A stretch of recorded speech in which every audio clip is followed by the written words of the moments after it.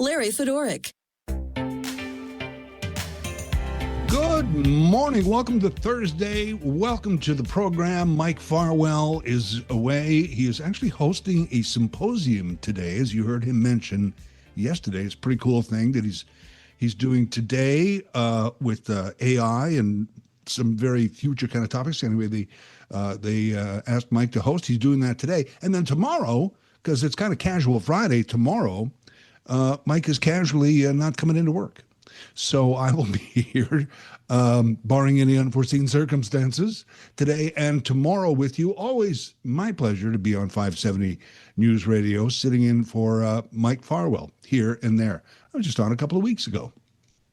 I remember at the time thinking, gee, and then somebody wrote me a note and said, can you come in on the 23rd and 24th? And I'm like, yeah, I can do that. And I was like, at the time wondering, will I be getting a chance to talk about baseball still on the 23rd and 24th? And lo and behold, absolutely. It's all we're going to talk about. No, that's not true. But it's going to take up a little bit of our day today, I got to tell you. Because on this day, October 23rd, 1993, at about this time, I would have been wrapping up a radio morning show that I was on and making plans to take my son to Game 6 at the Den Sky Dome for the Jays and the Phillies, Game 6. And we did end up going. So it was on. I texted my son this morning, and I'm like, hey, on this day in 1993, and he was well aware of it as well. And we're probably not going to get tickets this year, but we're making plans to watch a game together because way back then it was just something. We were at that game, Game 6, the home run, the whole deal.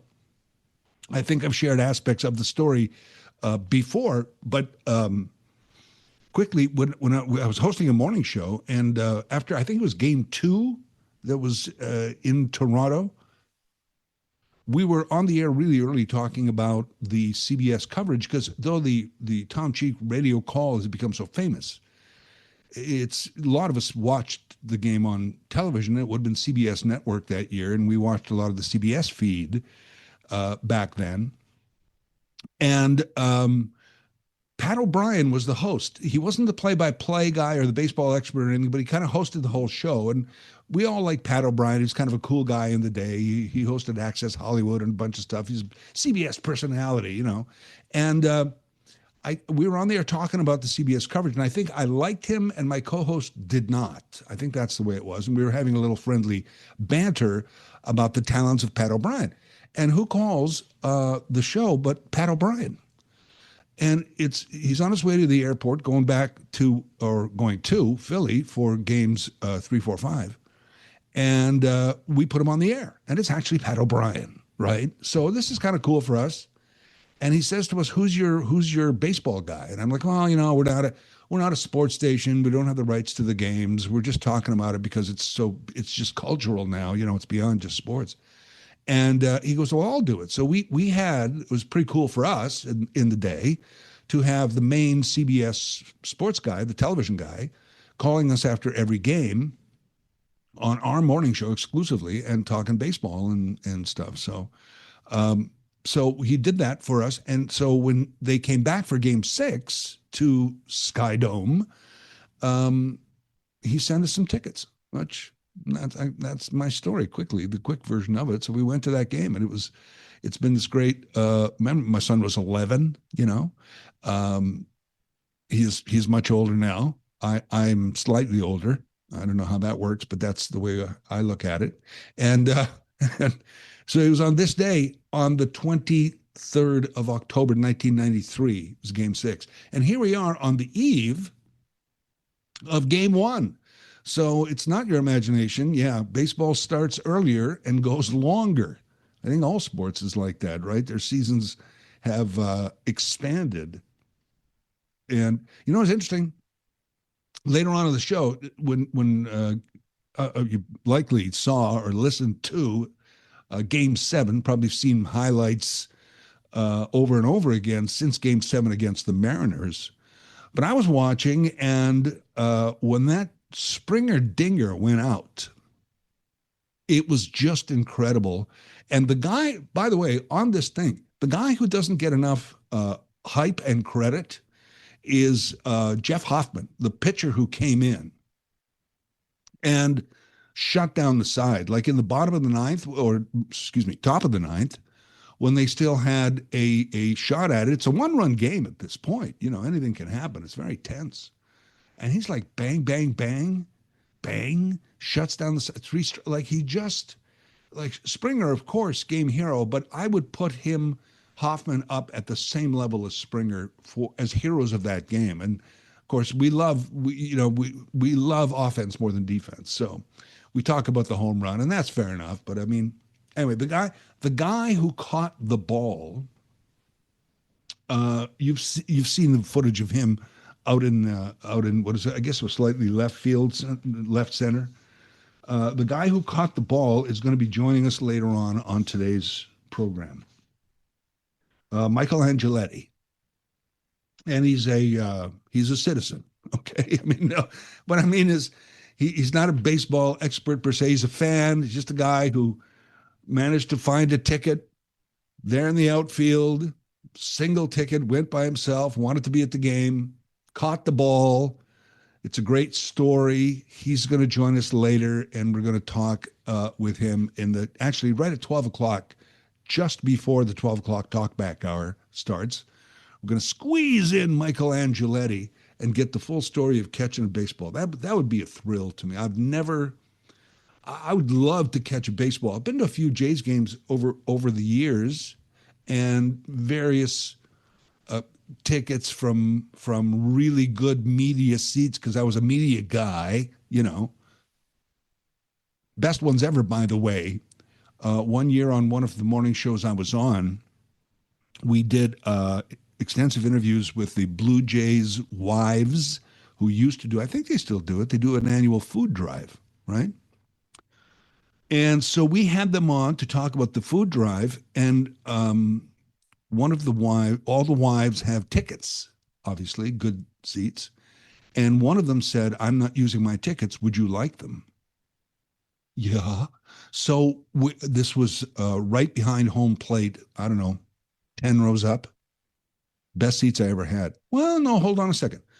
One time I had seats right at the Blue Jays dugout. Like I could put my feet up on the dugout, which I did. And the usher would come along and say, "Please don't do that." And then everybody would just put their feet back up as soon as he left. And that was like bring a glove and stay alert, because you never know, right? And I remember having some decent seats somewhere along third baseline for a White Sox game, a nondescript White Sox game 10 years ago, where I brought my glove, and the foul ball just ticked off the end of my glove, and another guy caught it behind me. And I was like, oh, man. Because even a foul ball in a regular season game, I'd just love to catch a major league. It's not a goal in my life or anything, but I just saying, one of the things I would love to have happen in my life is catch a baseball at a baseball game, MLB baseball game. So that didn't happen. But this Michael Angeletti caught the Springer home run in Game 7 of the Mariners game, and has talked about, like, they brought him down on the field. The Jays people found him, brought him onto the field, and said, "Wait around, George Springer might come out. He might be and he was quite willing to exchange the ball for another ball or a bat, which is common if the player wants the ball and everybody's willing. You don't have to.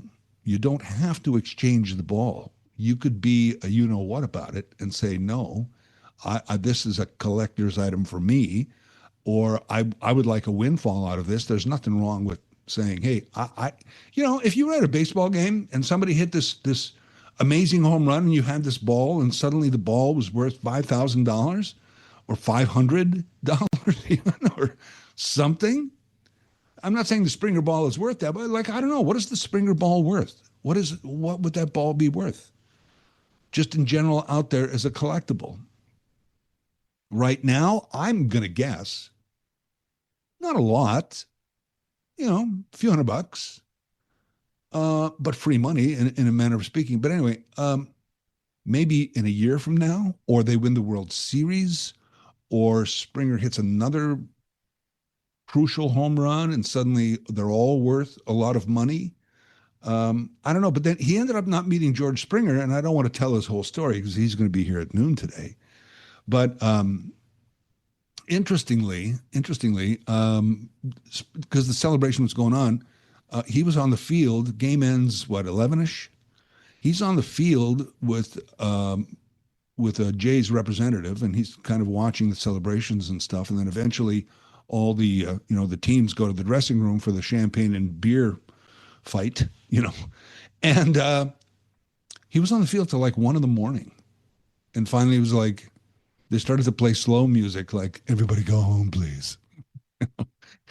So he just left. But the thing is, my point of that was that I don't know that Springer would come out or that he thinks about the ball that much, because I sense this team it's not over. So let's not celebrate.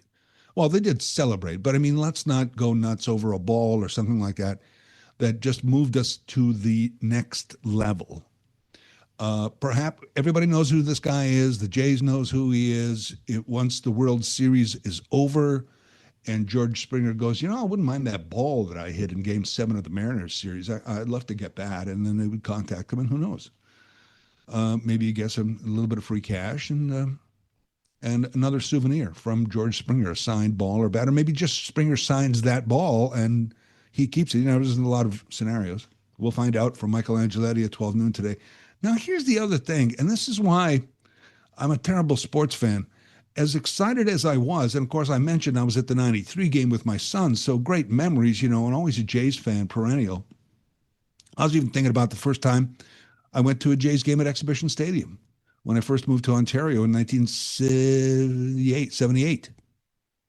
And the following, I guess it would have been 79, yeah, that our neighbors had tickets and invited us to come along with them to a game one time. And it was like June. I mean, it's true. We remember Exhibition Stadium now fondly through, and we look at it through rose-colored shades because it was terrible. It was terrible. Somebody pointed out the other day that some of those, the way the stadium was configured for anything but baseball, right? That you could buy those left field bleachers that you were 800 feet from home plate. So now when batters hit a massive home run, it goes 400 feet from home plate. So you're in the bleachers 400 feet from home plate, dead center somewhere, catching a home run. Imagine being yet another 400 feet at Exhibition Stadium. But anyway, we went to the game. It's another memory I have in June of that year and froze. We just froze because, well, we know by the lake and all that stuff. But anyway, to all this also, by the way, coming up at 11:30 this morning, every Thursday we do the Flipside, where we throw out a question, just usually kind of a fun query, and get your responses. Today is going to be your best Blue Jay experience. So think about that and share the stories at 11:30 this morning on the Flipside.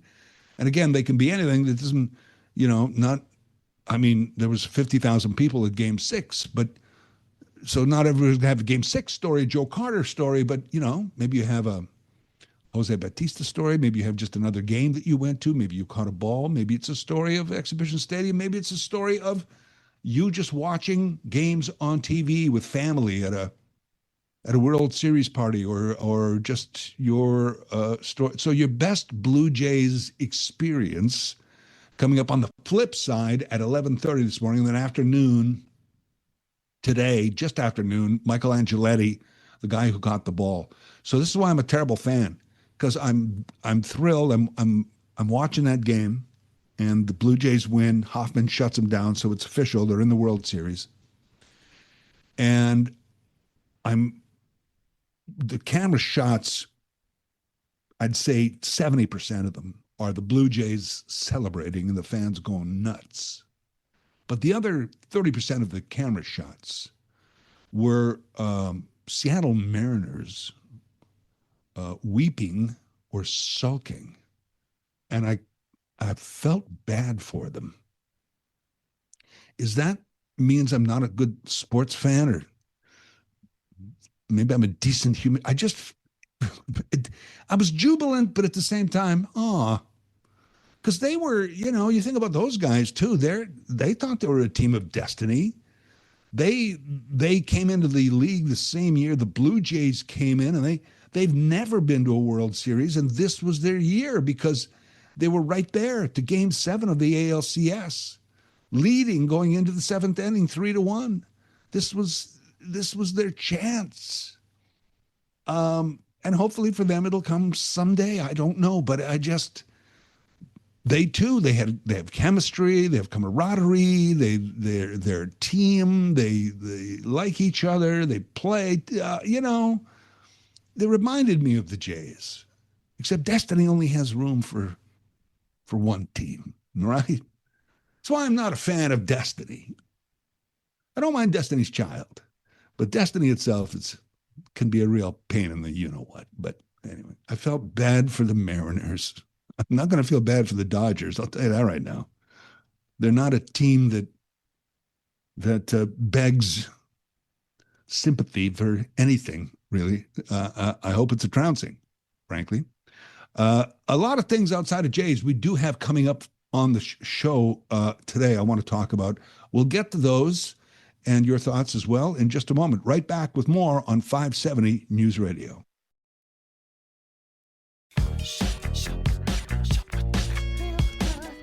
Larry Fedoruk in for Mike Farwell today and tomorrow. Mike is back on Monday. I mentioned when I was in a couple of weeks ago, one of the things I was in for several days, and I did Blue Jay Hunter on the Wednesdays with Ian Hunter, and then I think we had him back on the Friday as well. And I was wondering at that time, it's like, gee, if I come back before the end of October, am I going to be talking Blue Jays at all? And yes, I am.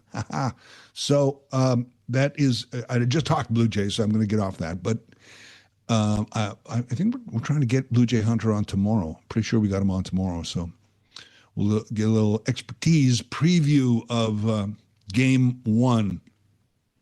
And again, on this date in 1993, it was Game 6, Joe Carter, the whole deal. So years later, we're just on the eve of Game 1. But this time, 32 years ago, we had it wrapped up, Game 6. Should mention to the Dodgers also that we don't just win World Series, we tend to win back-to-back. So, just saying, maybe should just give it to us at this point, but never mind. Last night, I watched this in real time because I was around and I was curious as to what Mark Carney would say, what the Prime Minister would say in this, what was billed kind of as a budget preview speech. And in some ways, I thought unusual for a Canadian Prime Minister.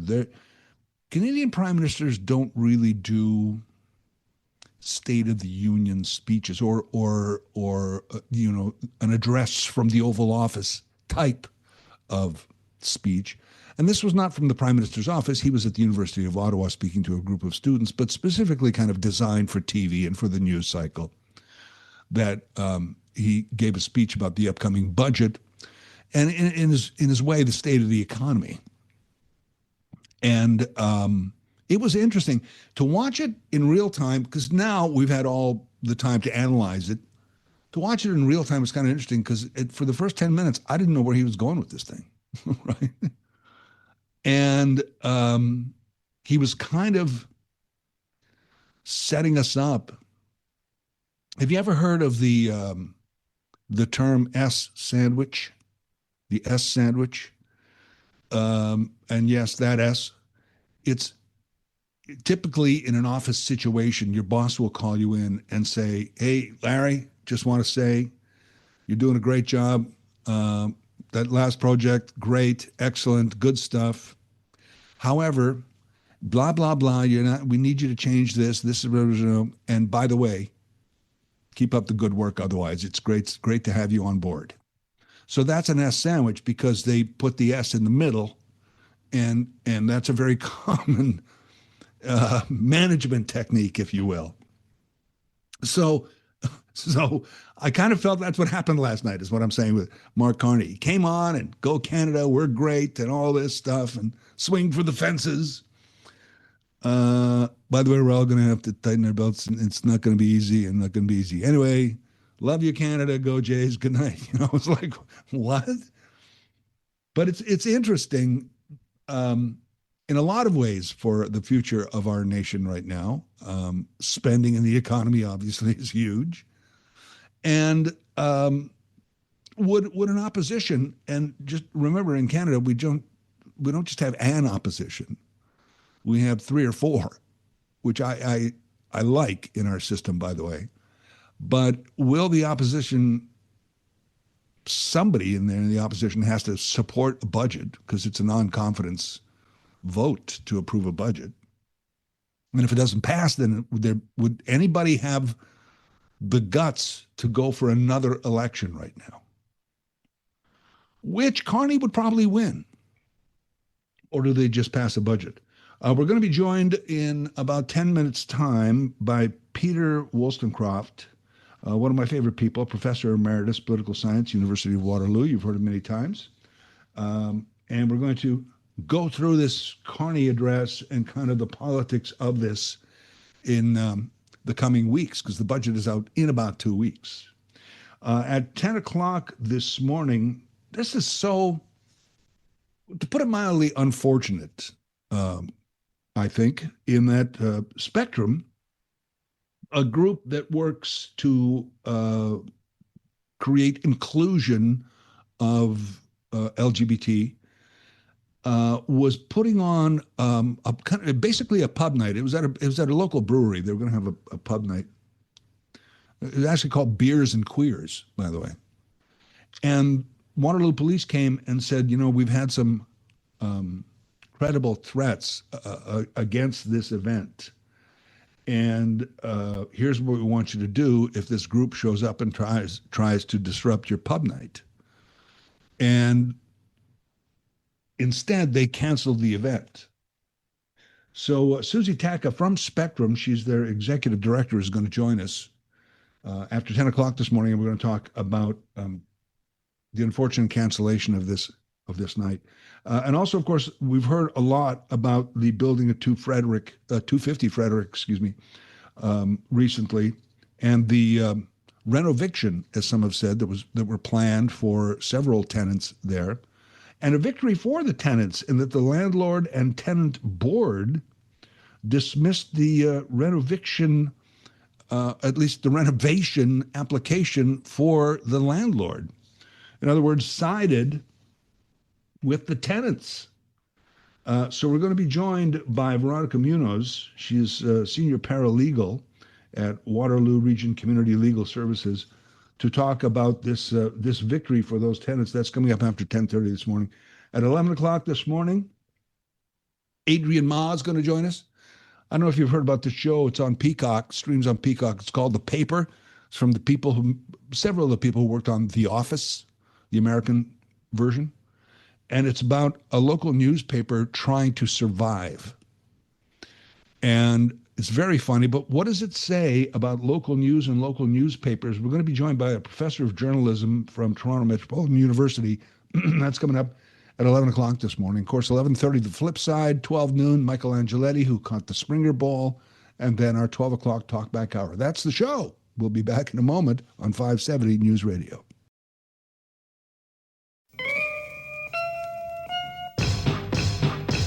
And coming up after 10 o'clock this morning, we're going to talk about Spectrum and the unfortunate cancellation of their Beers and Queers night due to a threat of a disruption.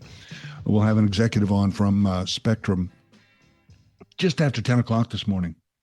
I mentioned earlier, too, and this is just a programming note, that we were going to talk about Mark Carney's speech last night with Peter Wollstonecroft, Professor Emeritus, Political Science, University of Waterloo, and he is unavailable. And stepping up to the plate is Ian Lee. Now, this is like if Springer doesn't hit, you still got Guerrero and Kirk to deal with. This is the just the quality of guest that we have here. Ian Lee is Associate Professor at the Sprott School of Business at Carleton University in Ottawa and joins us now to talk about this speech. Professor Lee, good morning. Good morning, Larry. So, first of all, before the content of this thing, what did you think of the idea of this? A prime minister, it's somewhat unusual, a prime minister basically addressing the nation before a budget bill is put forward. It is unusual, and I thought that raised the expectations. At least that's what I thought. I watched the whole thing, by the way. I watched every budget, and this was, he was saying, I'm going to talk about, not going into the details, but this is sort of a warm-up to the budget. And so I watched it with great anticipation. And it was a very well-written speech from just a sort of a stylistic, because I've watched gazillions of speeches in the past. I've watched every U.S. State of the Nation speech going back to, I think, Ronald Reagan. And Okay. so I've watched political speeches at the highest level, prime ministers and presidents. So it was well-written. But I want to deal with the substance because, as I said, I thought he raised expectations by announcing he was doing something so unusual. And I found it was basically a rehash, a restatement of what he's already said already, and which is okay, but okay, you've already done that. He said there's going to be challenges and there's going to be sacrifices, but he never told us what they were. And I know he's not going to trump himself or leak his own budget in advance, but he didn't even give the slightest hint. He could have said, well, we're going to have to scale back the public service, but the details will be announced in the budget. He could have said, we're going to have to raise taxes, but the details will be in the budget. He didn't do any of that. I mean, when you say sacrifices are necessary, that is so broad and so 50,000 feet in the sky. What kind of sacrifices? Are we talking about cuts of spending? Are we talking cuts to programs, increase in all? It was just so broad and so general that I didn't find it helpful. I mean, I enjoyed watching it. It was, he's a smart guy, but I didn't get the impression that it wasn't taking us forward towards preparing us psychologically for those cuts. And there's one other thing I want to mention, and he still hasn't come to terms with this. And I think to be fair, this has been my criticism for a long time of the Liberal Party. Economic agenda, because they've been in power for a long time. And that's this idea that we have to spend money, government money, taxpayer money, to catalyze the private sector to invest. And he keeps saying this, and so did Trudeau, by the way. And I've never understood this. I mean, I came out of the business world. I was 9 years in banking, and I've been studying economic public policy decision-making for literally 40 years.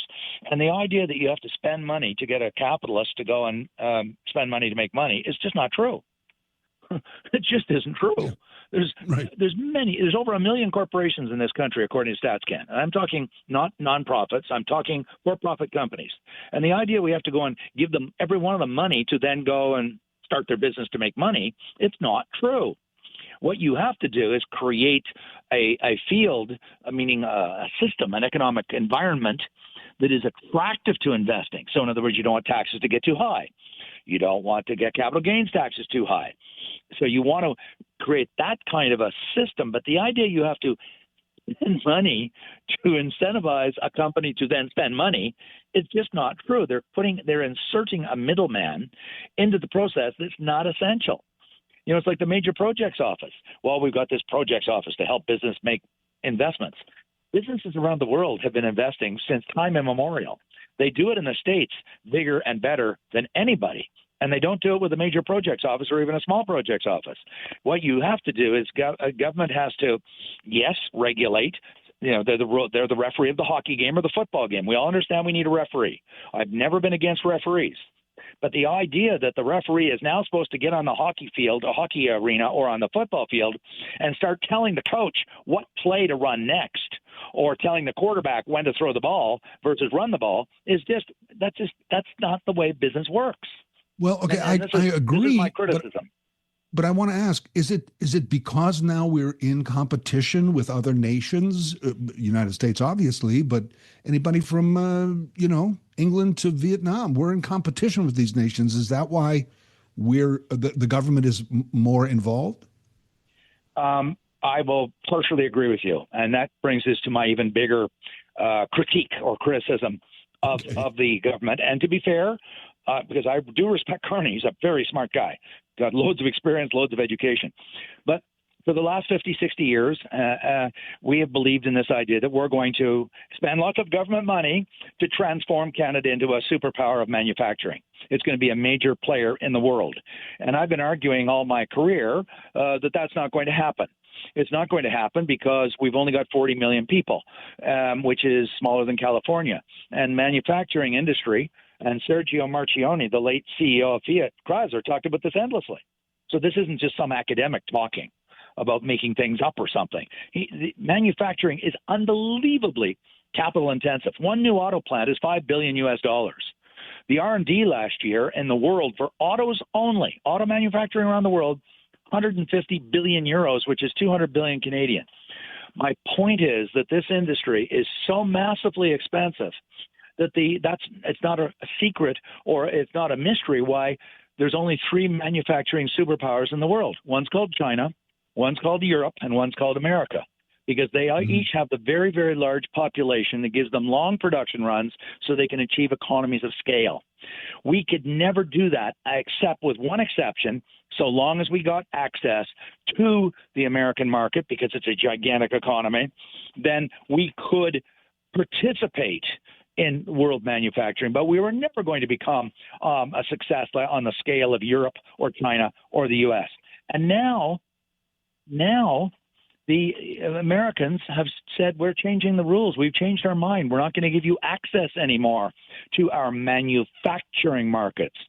So it seems to me, to your question about now we're in competition with the rest of the world, only if we continue with the illusion that we can continue to make manufactured goods in our tiny little market and sell them to other places, other countries around the world. I'm very skeptical. What the world wants from us, that's what the German chancellor told us, and that's what the Japanese prime minister told us 2 years ago. He said, we don't want your goods.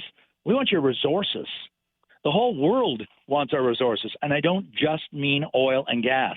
They want our nuclear fuel. They want our potash. They want our timber. They want our agriculture. They want our critical minerals. And I thought that last night, maybe there was a chance he was going to announce a really huge announcement, a huge break, and say, look, everybody, we can't go down the manufacturing road anymore. That's been foreclosed. We're going to pivot like the Australians did when they exited automotive manufacturing in 2017. We're going to double down, triple down on resources across the country, and that's going to be our future. That's what I was hoping to hear, but he didn't. He went for incrementalism. Well, we're going to incrementally throw more money into and it was very clear he meant manufacturing. Even though Europe doesn't want SUVs, they don't want F-150s. How do I know? Because I've been to Europe over 80 times over my lifetime. They don't drive SUVs over there. They drive little tiny 4-cylinder putt-putts. Peugeots and Fiats and Volkswagens and so forth. Yeah. They don't drive the big cars that we drive. So we're not going to export them to China. Same thing. I've been teaching in China since 97. They drive little tiny cars. And so we're not going to export the big cars that we've been making for years, SUVs, trucks. There's nowhere else in the world that wants them. I've heard people contend that the United States should actually get out of manufacturing and focus on resources, knowledge, the service industry, so many other things that we have available that other people want, rather than a factory. And the promise to people of factory jobs, in holding that, and now a good job is a good job, but holding that out as some sort of, you're going to stand on an assembly line for 8 hours a day, and you should bless your father for giving you that job. I don't know. I find the whole manufacturing argument a little odd. By the way, I am agreeing with you, and let me just go one step further. First and foremost, I just want to put some quick facts on the table. We are, Canada and the U.S., overwhelmingly a services economy. Some people write me emails and say, don't you understand we can't all work at McDonald's? No.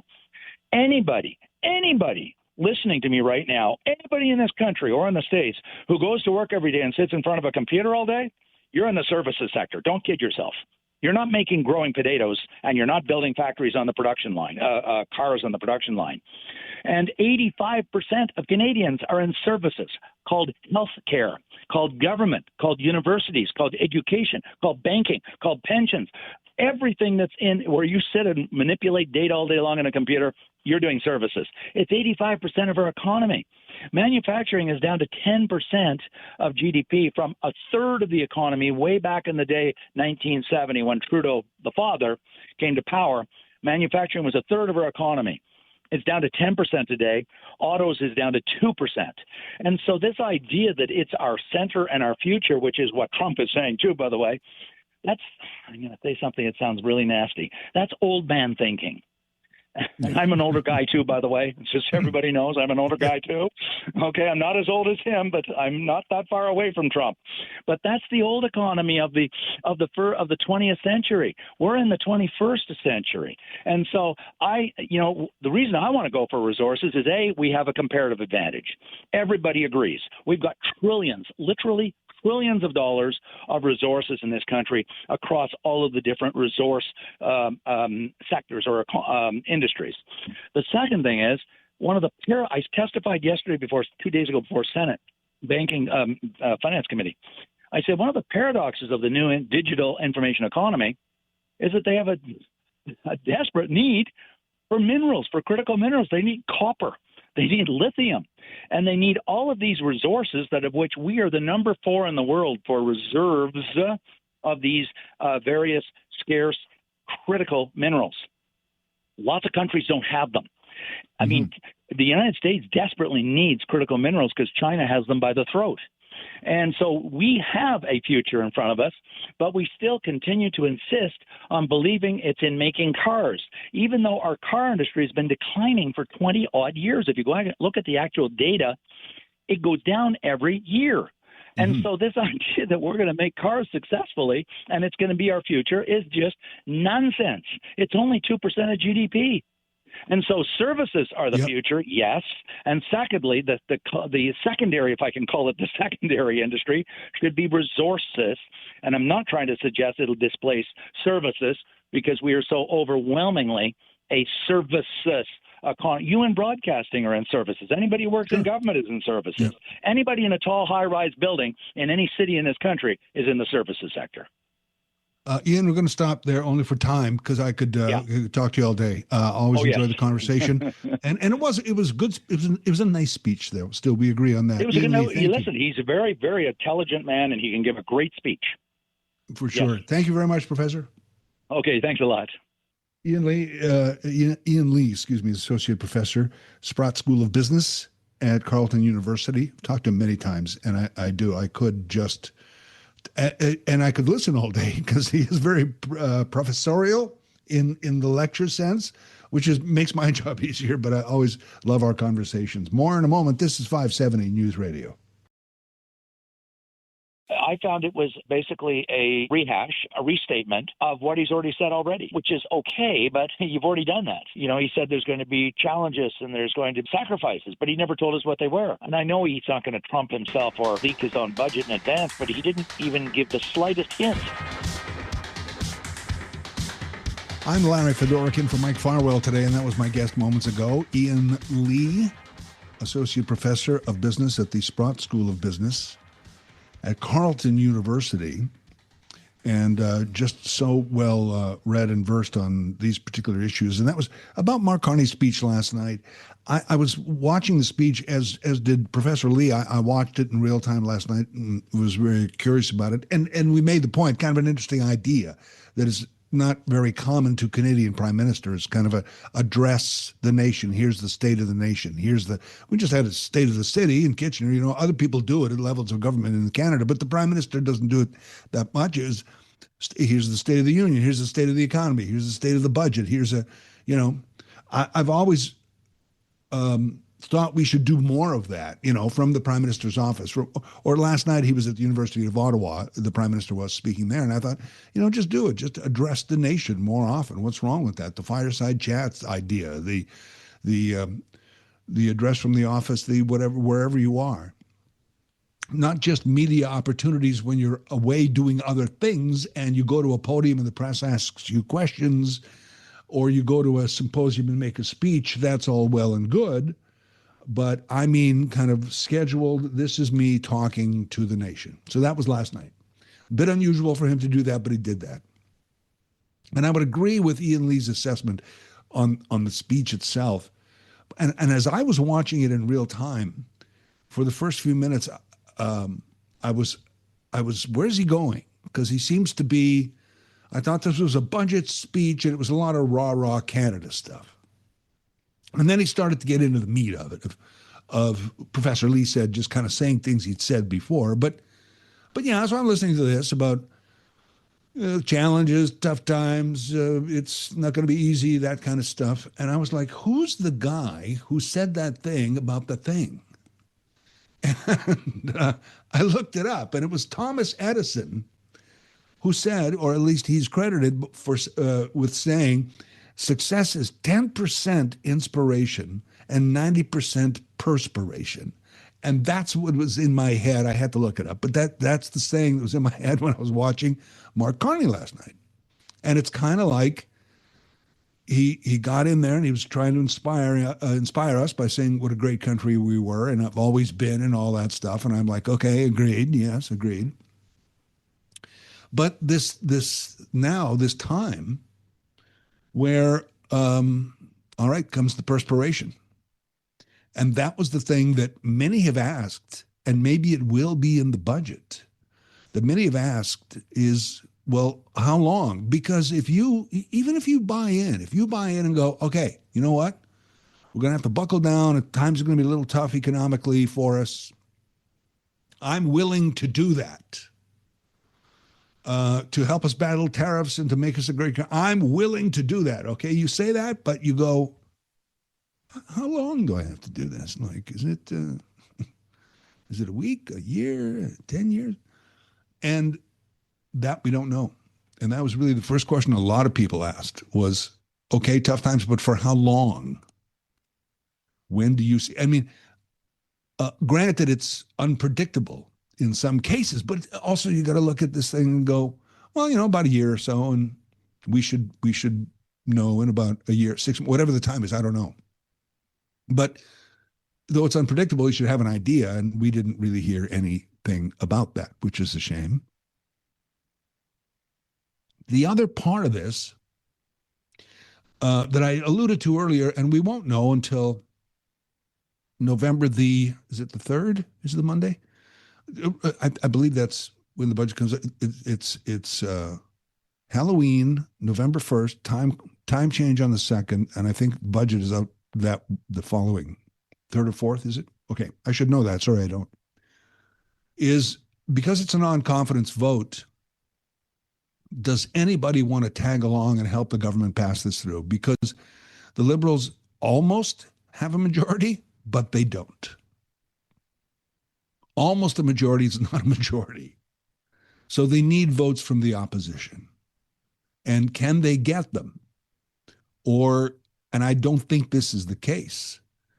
It is the opposition, and granted there's several parties there, but is the opposition hell-bent on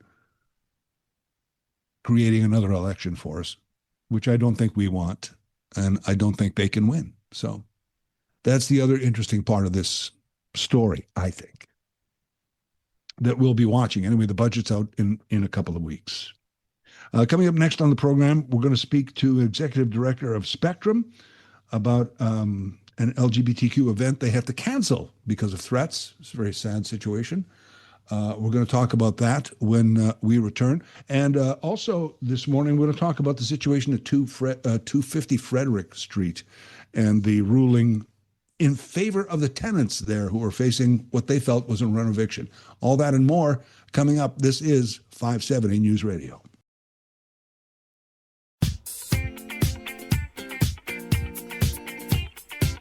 And you got me today and tomorrow, Mike Farwell. Of course, he'll be around for the Rangers game tomorrow night, but he'll be doing that. But as far as Mike Farwell's show, it's me for Mike today and tomorrow. And then Mike's back in this time slot on Monday. Coming up on this program, just after 10:30, we're going to speak to a paralegal, senior paralegal of Waterloo Region Community Legal Services about the case at 250 Frederick, where a couple of dozen tenants felt they faced a renoviction after their building was purchased about a year ago, about a year and a bit now, almost a year and a half ago, I guess. And immediately upon the new ownership said, okay, we're going to do these renovations. You tenants, you have to get out. And they're like, well, I don't think so. I think this is a renoviction thing going on. And pursued the case and won. I guess for now, the landlord can appeal. My understanding is the landlord can appeal this case. So it's a very interesting case. We'll talk more about it after 10:30 this morning. At 11 o'clock, we're going to talk about local journalism in newspapers, vis-a-vis this new show that's on Peacock called The Paper, from the makers of The Office. So it's kind of that style of show, but it's about a small newspaper, in this case, Toledo, where they're trying to save the local newspaper and the challenges that local news, not just newspaper, but radio too, are facing these days in trying to create enough revenue stream to keep going. And for a newspaper, journalism can be very expensive, believe it or not. You need a lot of people and a lot of smart people working a lot of time to get at the truth, I guess. So we're going to speak to a journalism professor coming up after 11 o'clock this morning about that. Yeah, lot to talk about on the show today. Unfortunate cancellation of an event that was supposed to be this past Tuesday, sponsored by Spectrum. Spectrum is a group in Waterloo Region who advocates for the 2SLGBTQ plus community. And they scheduled an event until there was some threats of disruption at the event and decided, I guess for safety reasons, to cancel the event. Well, let's find out. The executive director of Spectrum is Susie Taka, who joins us now. Hello, Susie. Hello. How are you? Oh, I'm okay, thanks. I'm doing fine. This event, by the way, tell me a little bit about the event that was to be the Beers and Queers this past Tuesday. Sure. So there were a few events scheduled that evening. Beers and Queers was actually scheduled by an outside group, just kind of a social group locally at TWB Brewery. But on Tuesday, we also, Spectrum host programs basically every night of the week. So we had two programs scheduled that night, one at the Downtown Community Center in Kitchener and one at our office on Duke Street. And we were advised that there was a threat of a disturbance at any event happening that evening. And did you have, and this advisement came from Waterloo Regional Police? Is that who mentioned it? Yeah. Yes, I received a call directly from them, and then I know other organizations either had officers show up in person or call them, whether they were kind of a business hosting a social event or other programs or services that support the 2SLGBTQIA community. Yeah, because I read that one Waterloo officer went to the brew pub where the Beers and Queers event was and said, hey, just so you know, this is threatened. If they show up, lock the doors and call us and we'll be here immediately. So they were actually advising people how to deal with a disruption. I guess you decided probably not worth even doing it then. Yeah. So for us, like for me, safety of the participants and my staff is always number one. And we were kind of getting information, little tidbits at a time. We got the original call and then we found out, we had thought we were the only one notified, come to find out that other folks were being notified. So at that point, out of an abundance of caution, we pivoted our groups to online because they're support groups. It's very somewhat easy, not ideal, but somewhat easy for us to pivot online just for that night. And then we have been scrambling, putting in as many extra safety precautions as possible since then so that we can continue running our programs. So do you have a sense of what the disruption might have been? People outside with picket signs, or I guess it felt a little more than that, I guess. It did, because the reality is it's completely legal and everyone's right to protest. We've seen plenty of protests locally. I mean, just this spring at the Catholic School Board, there were tons of protests going on at board meetings that were anti-gay. So for it to be a notification, it would have to have been something that could result in a crime, as far as I would understand it. I don't know, the word violence was never mentioned, but it was described to us as there could be a disturbance or an incident. So it felt like a threat, as far as we could understand, with the limited information we were given, that it could be a threat of physical violence or just, intimidation, something like that, something much beyond a protest. It was specifically told to us that it's not a protest.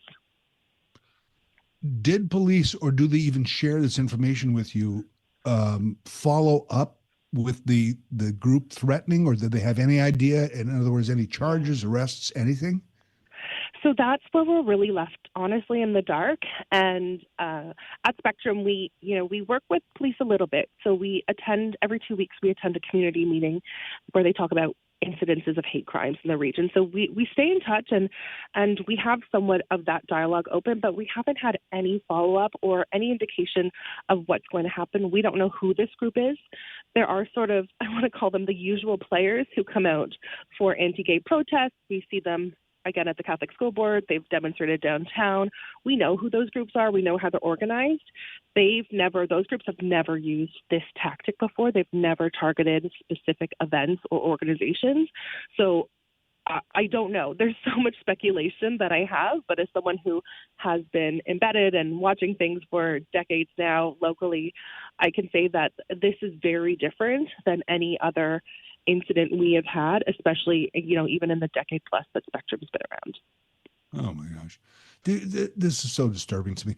Do you contact any other groups, any other cities who face or might face similar situations and say, what do you guys do? What should we do? I mean, I guess you just carry on as best you can.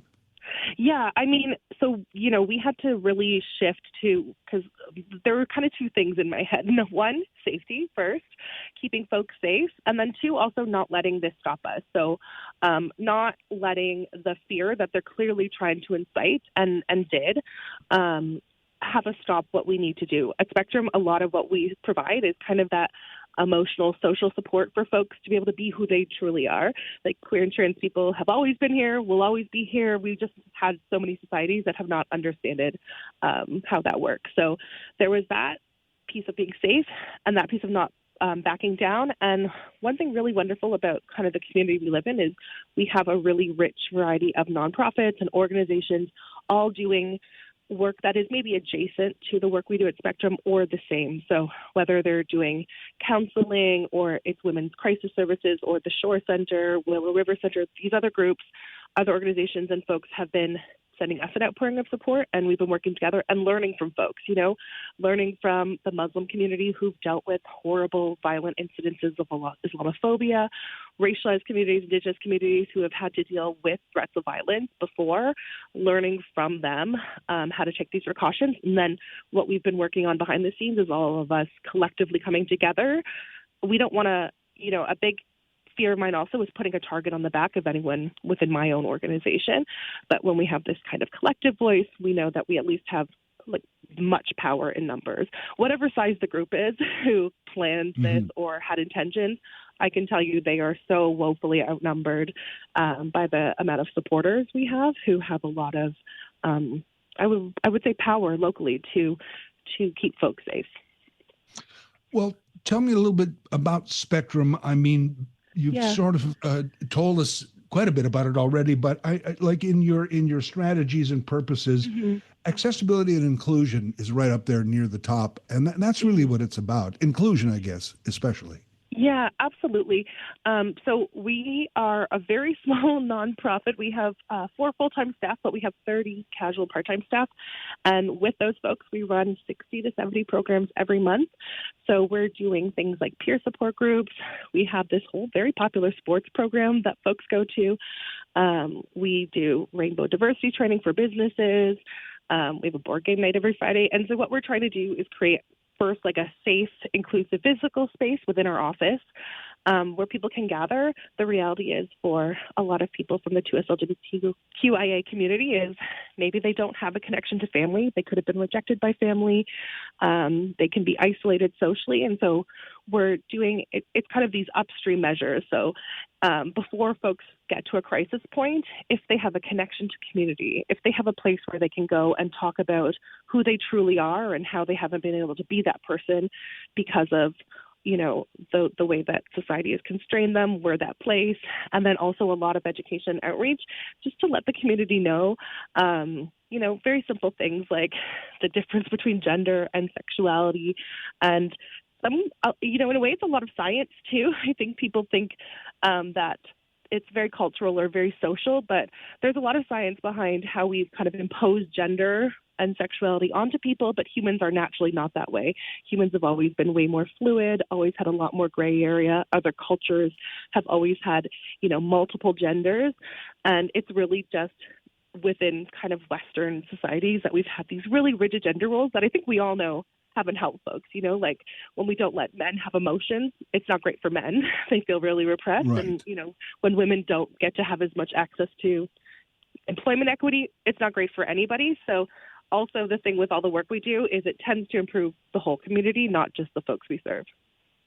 Well, this is so unfortunate a series of events here, but I'm sensing that you find out who your friends are and that you've got a lot of them. So that's good. That's a good part of it. Yeah. Susie, thank you for your time today. I'm glad to talk to you. Thank you so much. Yeah, happy to talk. And, just to the community, I think while this threat did happen, we're really all going to come together to create more safety. And I think it's fair to feel fearful, but at the same time, know that there are a lot of people standing beside us. Well said. Thank you, Susie. Incredible. Thank you. Susie Taka is Executive Director of Spectrum. They advocate for 2SLGBTQ+. Spectrum.com is where you can find out more about them. I'm Larry Fedoruk in for Mike Farwell. This is 570 News Radio. Back in a moment. The word violence was never mentioned, but it was described to us as there could be a disturbance or an incident. So it felt like a threat as far as we could understand with the limited information we were given, that it could be a threat of physical violence or just intimidation, something like that, something much beyond a protest. It was specifically told to us that it's not a protest. That was Susie Taka moments ago on 570 News Radio. She is Executive Director of Spectrum. They advocate for 2SLGBTQ+ in Waterloo region. And they had an event that they canceled for safety reasons. Actually, several related events. The main one that people are talking about is their Beers and Queers night this past Tuesday, the 21st, at a brew pub. And Waterloo Police contacted the brew pub, they contacted Spectrum, and people involved in saying, we've heard these threats, disruption, could be a little more than just picket signs, and could be an incident. We're just letting you know. So, out of an abundance of caution or safety, concerns for safety, they canceled the events, moved them to more of an online kind of event, which is a shame that you have to do that. I always say a kind of a dark joke about groups like Spectrum who advocate for this community. I always say, they're not asking you to be gay. What's your problem with them? They're not trying to turn you gay. You can't turn gay. People who don't understand think I've seen people turn gay. If you don't turn gay, the closest that you might come to turning gay is, and I'm sorry to use that term, is if you're just not sure and you've been struggling all these years and finally you find a community that lets you be who you really are. So coming out is not turning gay. Coming out is just admitting to you and everybody else around you who you feel you are. And people take that to mean that somebody just turned gay. I don't understand it. People always say too that, if you're heterosexual, you don't have to come out. And I was like, you do if you're Catholic. At some point, if you're Catholic, you have to come out, even as a heterosexual. You do. You have to somehow tell your parents and those close to you that I'm interested in members of the opposite sex. If you're Catholic, you have to admit that, and then your parents freak out for a couple of years. And but I don't mean to make light of this situation because it's a very serious situation. But like I say, I don't know what the fear is. I don't understand it. I feel a lot of people just don't understand it. I mean, it's really simple.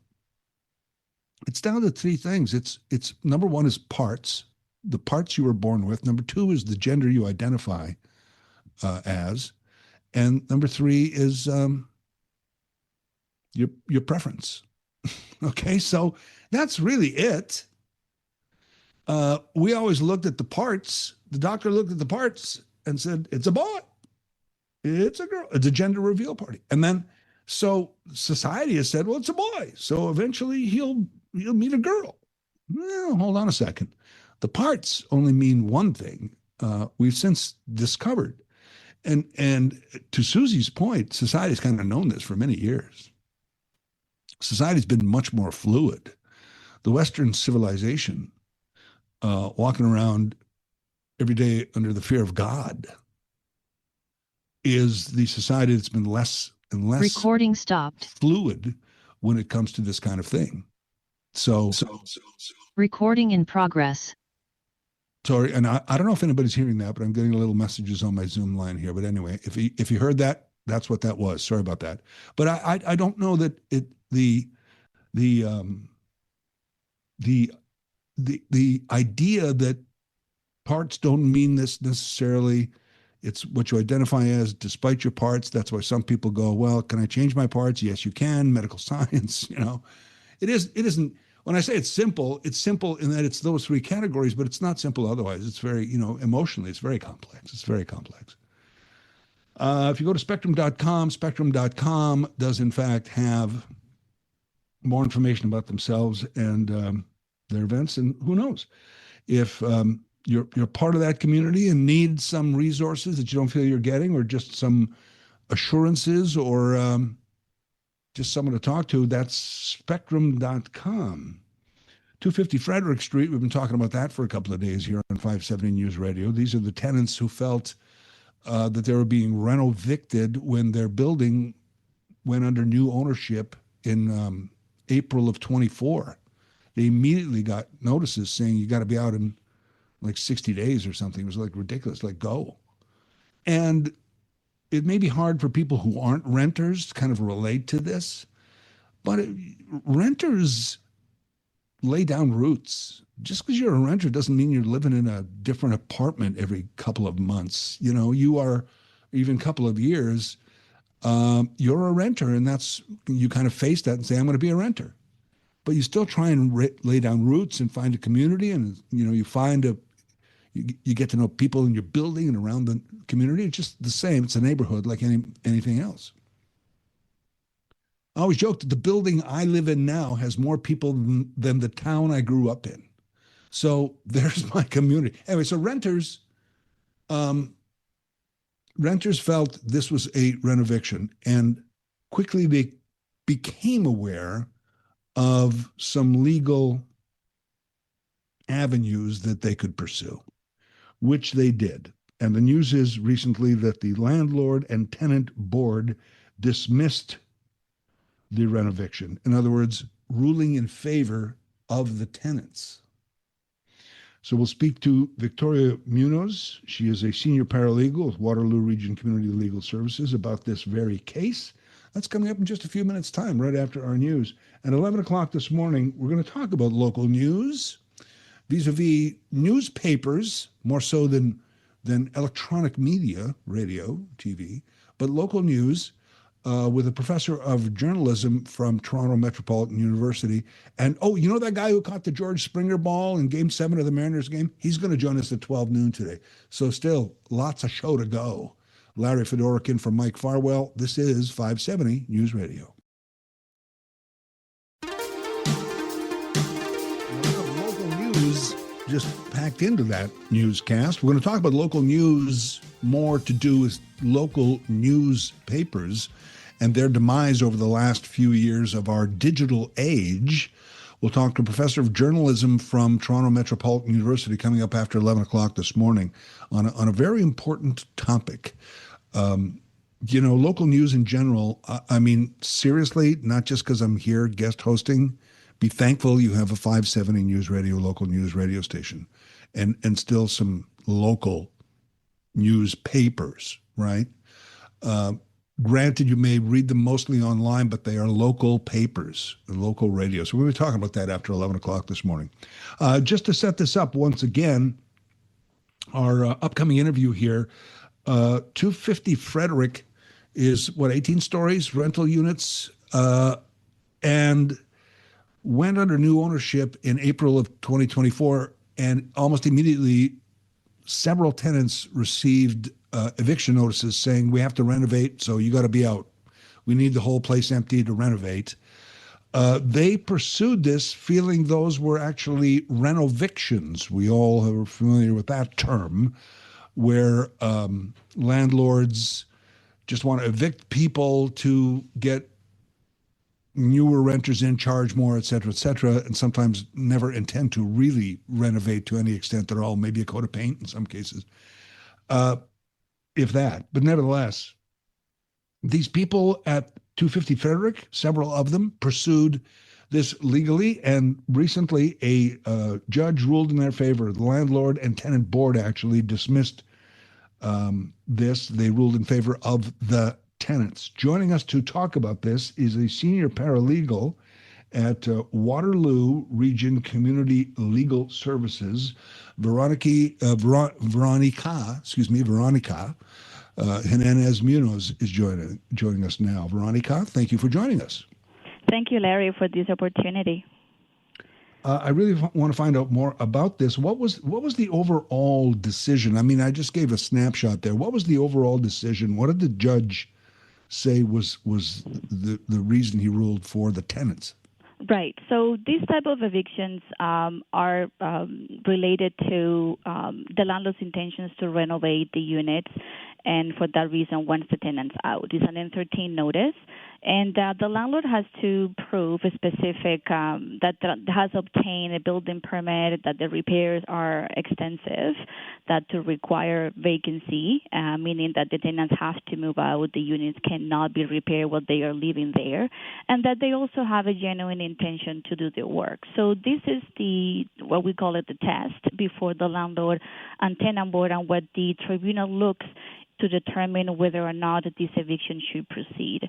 Overall, in making a decision about each part of the test, well, the landlords never obtained a building permit for the work that they intended to do in the rental units. For the most part, the work was cosmetic in nature, is to create an open concept, kind of condo feel appeal in the units, and repairs are actually not necessary. The adjudicator concluded that to install new appliances and new countertops and painting and changing light fixtures, that's something that can be done without a building permit. The landlord did not obtain a building permit for some specific work which is related to plumbing, and that's where the majority of a large part of the hearing was debating that. So after all, there were inconsistencies in the landlord's account and the documentation, and with respect to that requirement of the building permit, they didn't obtain it. So that's just one part. The other part of the reasoning for the adjudicator is that, in their opinion, the landlord does not have a genuine intention to do the repairs either. There were some repairs done in units already that were vacant, but with respect to that plumbing work, that was done years before in the same building. And normally when you replace the plumbing and the pipes, hot and cold water, with the new materials, they are very durable.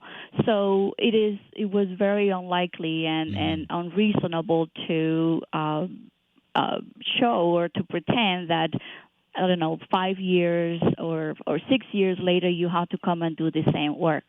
So there was no investigation, and the evidence at the end turned into the conclusion that more likely than not, these repairs are not going to be done in the building, in the rental units. As for vacant possession, again, the adjudicator thinks that, provided a definition of what vacant possession actually means, and if the landlord can show that the work can be done properly and the project is not compromised in any way while the tenants are still living in the unit, whether it is more convenient or more cost effective is not the test, is whether or not it's required to carry out the work, and that is another element that the landlord failed to prove. So all three parts of the test, the landlord did not lead sufficient evidence, relied on witnesses that did not have enough information of what the project entail.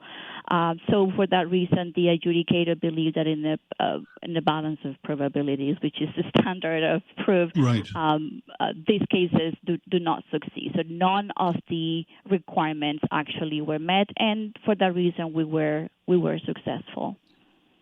The tenants have been living under threat of this for well over a year. What does this mean for the tenants now at 250 Frederick? They can stay legally, right? Yes. So this means that the tenants get to stay, and that was the goal. That's the reason why we went with the tenants on these. We needed to ensure that these affordable, that they still have a place to call home, and we are still preserving affordable units in the city because it is essential. Many of our clients, the majority were persons living on a fixed income, low income. The rents were extremely affordable, and it was essential for them to keep their home. So far, that's what we achieved, and we are really happy for them, and they are thrilled. Now, what about the landlord? Can the landlord just reapply? Is there any indication they might? There is the landlord cannot reapply. The landlord can, there is an option for the landlord for any person part of this process to request a review from the board or even to appeal to divisional court, but this is only available in very specific circumstances. We haven't been notified that of any appeal or review. The law allows the party to do that, but again, it's not because the ruling is not in their satisfaction. They have to prove that there was a serious error in order to move forward with it. You mentioned the law. Do we need new laws? Do we need new bylaws specifically directed at the idea of what we call renovictions? Absolutely. My office, community legal clinics, and this is also kind of a movement from many tenants advocacy organizations. We are trying to push in the city for, they call it a renoviction by law. Perhaps the term has some negative connotation, but we do need stronger protections to tenants. We need a bylaw with respect to repairs and renovations in the city, because we have to stop bad faith actors like landlords like this one, the owner of 250 Frederick. And we are seeing that these evictions are most of the time tackling low-paying tenants, tenants that have been living in units for a long period of time. They don't provide the information. They make it look like you have no choice. This has to happen. And many tenants give up. Some tenants do not know what their rights are. They don't think that they have options, and then just move out. And others cannot afford the legal services of a private lawyer, but they make more money than what is required for legal aid Ontario, so they are kind of in between. And when you're dealing with corporations or landlords overall, they normally come to the table in a better position, and that's a disadvantage to tenants.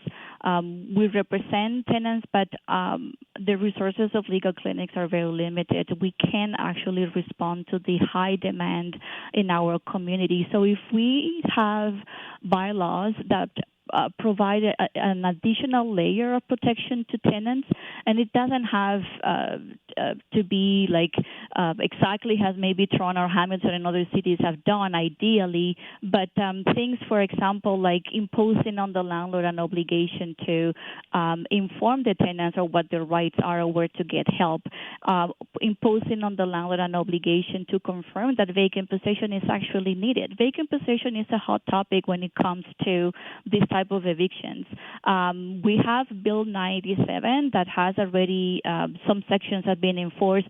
That particular amendment is not enacted yet, but it is already in the legislation. Why the province has not finally gone with it, I don't know, but the need is recognized. So if the city can assist in this and impose and put a bylaw that is kind of a gatekeeper, that would be good. We don't think that a bylaw will deter or will completely remove all that this type of evictions for repairs. They can still happen, and landlords that are acting in good faith, which some of them are out there, will not have a problem. This is intended to those tenants, to those landlords that are doing this type of renovations in a ruthless way, and when they actually, their intentions is completely different. And 250 Frederick is one example. And like that, there are many other examples in Ontario. I was going to ask about that. This isn't going away soon. It's been. We've heard about it more. I guess it's more common, and it's not going away. So, to your point about we need some stricter bylaws or more definitive bylaws, I guess. We do. Yeah, and one thing that we are concerned is that the fact that the region of Waterloo doesn't have a repairs or renovation bylaw, and other cities have, we may attract bad faith actors, and the problem in that case is only going to increase. Right. Wow. So interesting. Veronica, thank you so much for your time today. I appreciate it. You're welcome. Have a good day. You as well. Veronica Jimenez Munoz is a senior paralegal, Waterloo Region Community Legal Services. Do you know somebody who's been renovicted or lived under the threat? Maybe you yourself. Your thoughts? More on this topic in a moment. This is 570 News Radio. This means that the tenants get to stay, and that was the goal. That's the reason why we went with the tenants on these. We needed to ensure that they still have a place to call home, and we are still preserving affordable units in the city. Many of our clients, the majority, were persons living on a fixed income, low income. It was essential for them to keep their home. So far, that's what we achieved, and we are really happy for them, and they are thrilled. I imagine the residents at 250 Frederick thrilled that the board ruled in their favor and against, basically, the landlord who was accused of trying to renovict these tenants from 250 Frederick. That was Veronica Jimenez Munoz. She is a senior paralegal at Waterloo Community Legal Services. My guest moments ago, this is Larry Fedoruk in for Mike Farwell today. And yeah, the situation at 250 Frederick, finally a ruling in favor of the tenants. Can't imagine that. Well, I guess I can kind of imagine, but still. Because the building went under new ownership in April of 2024. And almost immediately, the number of tenants, a couple of dozen tenants were told, okay, you got to move out. We're renovating. And it's renovation that means you can't be in the apartment. We need the whole right? That's the whole thing. It's not like somebody's coming in to fix a faucet or put some new stucco on a ceiling. You know, it's like, no, the whole thing, we're going to tear down walls and we're going to replace floors and plumbing and all of that. And yeah, not really. One of the stories said that the landlord had a permit, but not for 250 Frederick. Did you get a permit? Yes, but it's not for this building. Well, it's a permit.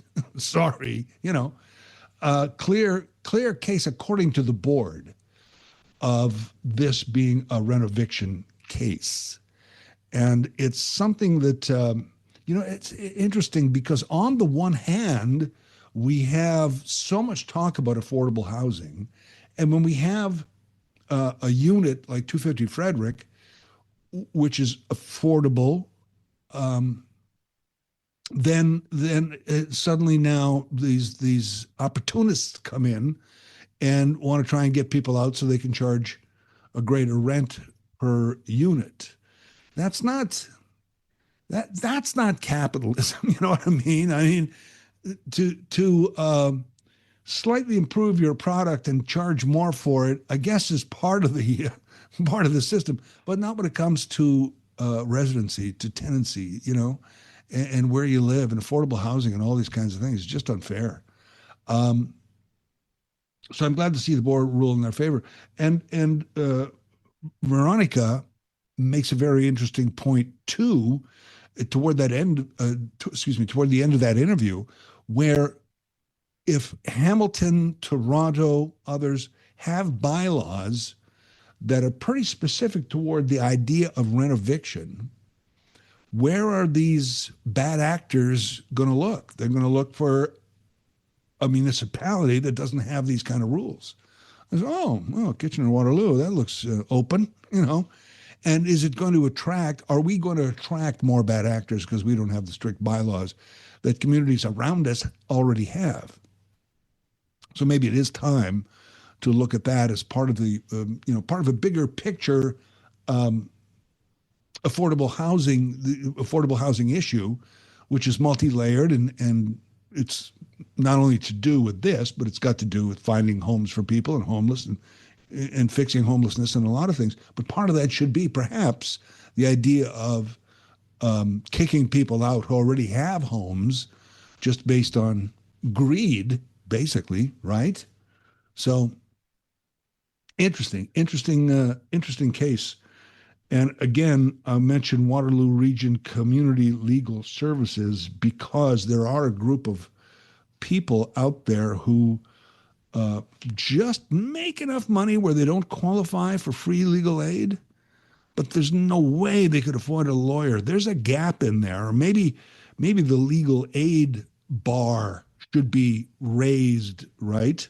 Because good legal advice is not cheap. You know what I mean? Even if you have lawyers working for their own kind of minimum or pro bono even or whatever, it still requires a lot. And there's a big gap there, don't you think? There's a big gap there of people who just make a little too much to qualify for legal aid, but couldn't afford a lawyer because a lawyer would bankrupt them, right? And that, I think a lot of the opportunists, the bad actors know that, and that's how they get away with things with people. At 250 Frederick, because I've been following the story, when they got their notices in April, a lot of them went, I guess we're out. This doesn't sound right, but I guess we're out. I can't afford a lawyer. What am I going to do? I guess I'll move. And it was because of the whole building wasn't being evicted, and also the whole building didn't really, I don't even know if all the tenants involved in the renoviction, I don't even know if all of those tried to fight it. But it was because of a few advocates, a few people who said, you know what, I don't think we have to put up with this. And they shopped around and got some information from legal services like Waterloo Region Community Legal Services, find out they did have options and places to go. So very interesting. Still to come on the program, the guy who caught the Springer dinger in Game 7 against Seattle, Michael Angelides, is going to join us just after 12 noon, just before we get into 12 o'clock Talkback Hour. We're going to have him on first. By the way, there is a watch party in Cambridge at Galt, the big screen. 8 o'clock game time, Friday night. They're going to have the big watch party there if you'd like to do that. They say the options, if you can't go to the game live, there's watch party here, there's watch party there. You can go to this bar here, and I'm like, Rogers Sportsnet and my own couch, access to my own fridge. It's like, that appeals to me, but nevertheless, you may want to go and share the enthusiasm at a watch party. So the guy who caught the ball coming up afternoon. Next on the program, we're going to talk about local news. There's a series called The Paper that's now on Peacock, and it's about saving local newspapers. Professor of journalism coming up to talk about that. This is 570 News Radio. Now we're going to go a little Blue Jays fever coming up after 11:30 this morning. On the flip side, between 11:30 and noon, we're going to ask the question, what is your best Blue Jay experience? It doesn't have to be a game. Could be watching it on TV or anything related. Maybe you met one of the players somewhere in your travels, anything like that. Your best Blue Jay experience. Maybe it's just watching Game 7 with the Mariners on TV, like whatever it is. I tell you, one guy probably has the story, is Michael Angeletti. His best Blue Jay experience was, I caught the Springer home run in Game 7. He's going to join us just after 12 noon, just before we get into the 12 o'clock Talkback Hour. I'm going to preempt the first few minutes to talk to Michael about him catching that ball. Pretty cool. So we'll find out more as we get a little Blue Jay crazy on the eve of Game 1 of the World Series. I mentioned that it was on this date in 1993 that it was Joe Carter ending the World Series with a walk-off home run. Only the second time in MLB history that's ever been done, a walk-off home run to win a World Series. Mm-hmm. And that still stands. So that's coming up starting at 11:35 this morning. There's a show streaming on Peacock, which is the NBC streaming service, called The Paper. It's from a lot of the people who worked on The Office, the American version of The Office. So it's kind of got that look and feel and pace to it a bit. But it's about local news, local newspapers, local journalism, and it says a lot of things about it. And it's not the first time we've realized that local journalism, local newspapers especially, are really struggling, have taken a hit over the last few years. But it's a good time to talk about it. Our guest is a professor of journalism at Toronto Metropolitan University. Adrian Ma is joining us now. Professor Ma, thank you for coming on the show. Larry, how you doing, brother? I'm doing well. And you? I'm doing quite well. Thanks for asking. Good. I mean, the numbers are staggering as to the number of local papers that have gone under in the last, 10, 15 years? It's pretty bleak, man. Over the past 2 decades, local journalism in North America has suffered a dramatic decline. In our country, more than 500 news outlets have closed since 2008. And that's affected over 370 communities. If you look at the United States, more than 2,800 local papers have shut down since 2005. We're ending up in situations where this is creating what's called news deserts, which is where there are entire counties and regions where there are no professional journalists there left to cover important things like city councils, courts, community affairs. It's a really challenging situation that we find ourselves in because there are people in these countries, our country, the United States, that don't have much ability to know what's going on outside of their street.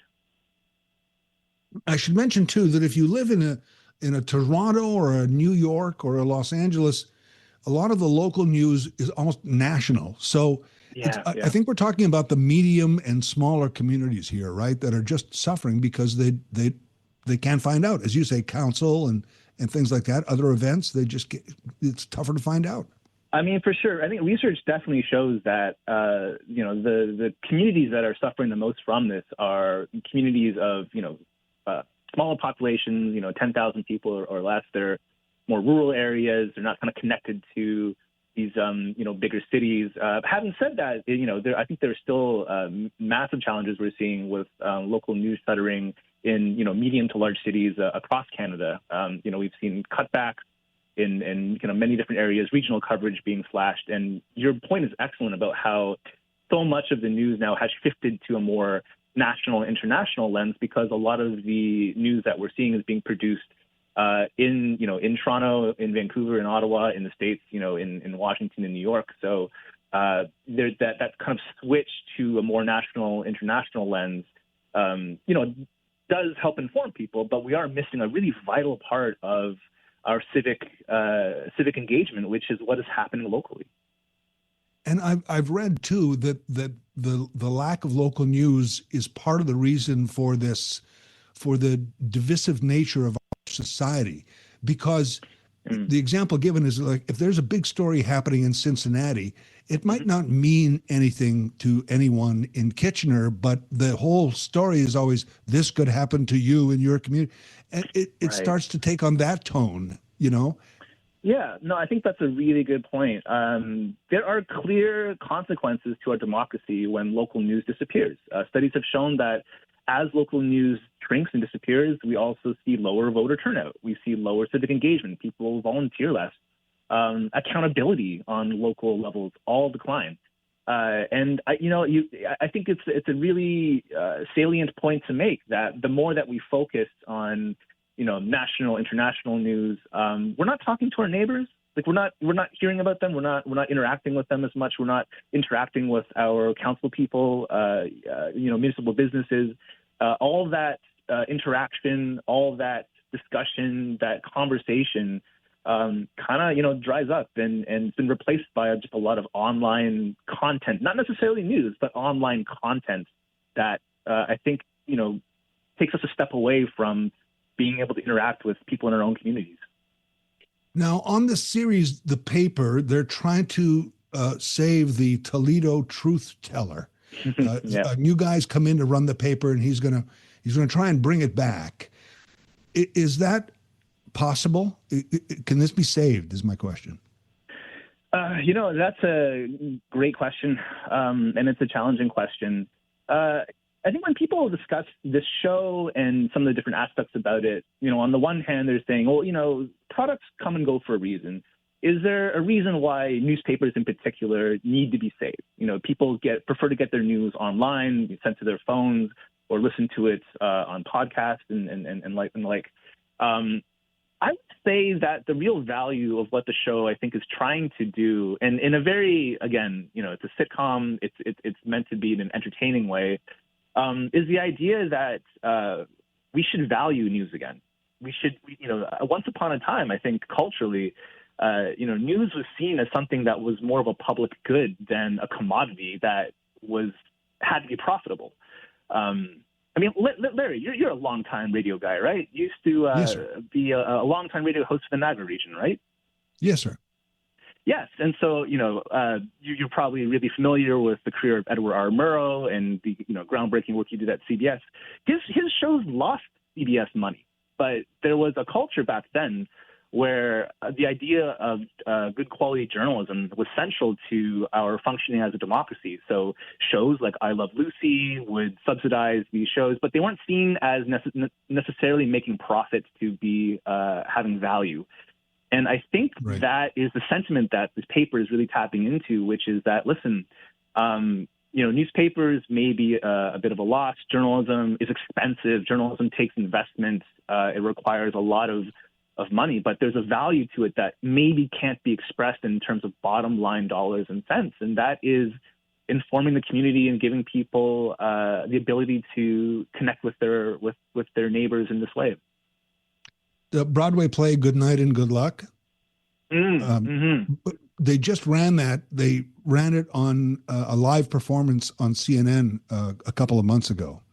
Wow. And I watched it. And if anybody, you're not maybe going to Broadway to see it, but if anybody gets a chance to see that about Edward R. Murrow and the sort of the sense of journalism, it is so good. It is so good. And timely, right? How timely is that? Yeah. So what about newspapers, whether it's a Globe and Mail or a Waterloo Record? If they're a brand as a paper and as a source of news, why can't they just go online and say, all right, there's no physical paper, but we're still feasible? Can that be done? Is that happening? It's been a challenge. 15 years ago, there was a huge rush to kind of migrate online. But the thing is, online advertising, online subscriptions just don't support news infrastructure in the same way that advertising used to. Newspapers used to make almost most of their money through classified advertising. Subscriptions made up a small portion of it, but not nearly the same as being able to put, ads in the local paper.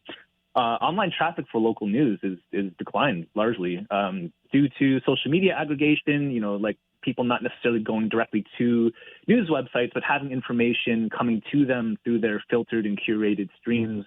That's a huge issue. The online model has proven not to be sustainable for what we've traditionally understood to be news. Yeah, you made a good point, because when we go to TikTok, Instagram, Facebook, or whatever, it's not necessarily all journalism. It's very little. Right. A lot of it is just muddled thoughts and opinions and entertainment, and it's hard to tell sometimes. Yeah, no, you raise a good point. I think there's a huge difference between content and journalism, and professional journalism is expensive. You're paying people to verify information, to try and find sourcing, to do things with real discipline to it, and that takes investment. It takes resources, and if alternatively, if the interest of the company or the corporation is to make as much money as possible, those aren't appetizing things to invest in.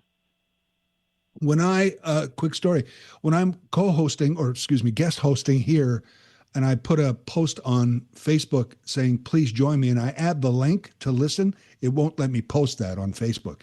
On X and, Blue Sky, I can do it. I'm leading to here in this story, the Online News Act.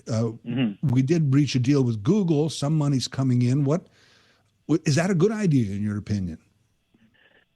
Yeah, when it's a good idea, some of these things just kind of play out in retrospect. I think it is a temporary solution to a very long-term and difficult problem.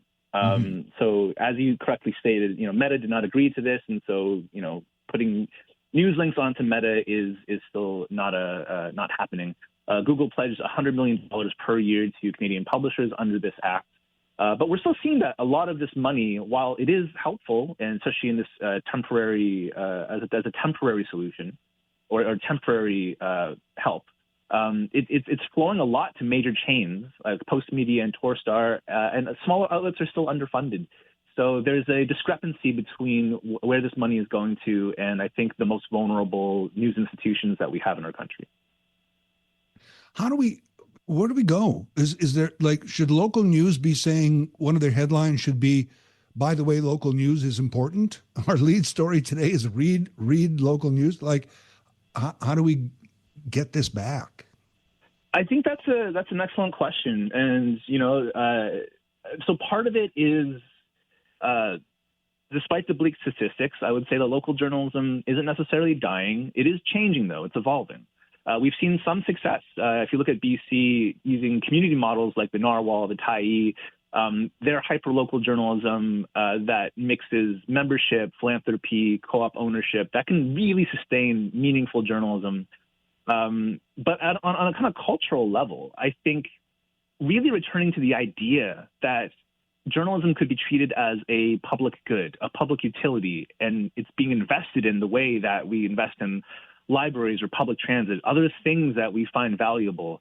This could mean partnerships with universities, nonprofits, tech innovators. I think it means expanding beyond what we thought was the only way to run news, but to really put the control of news again in the hands of people in communities who care about covering those communities, and not necessarily in the hands of companies who are really just in there to maximize profits as much as possible. We'll have to stop there, but this is fascinating, and you're certainly well read on this and very knowledgeable, Adrian. Thank you so much for your time today. Larry, thank you. Adrian Ma is professor of journalism at Toronto Metropolitan University.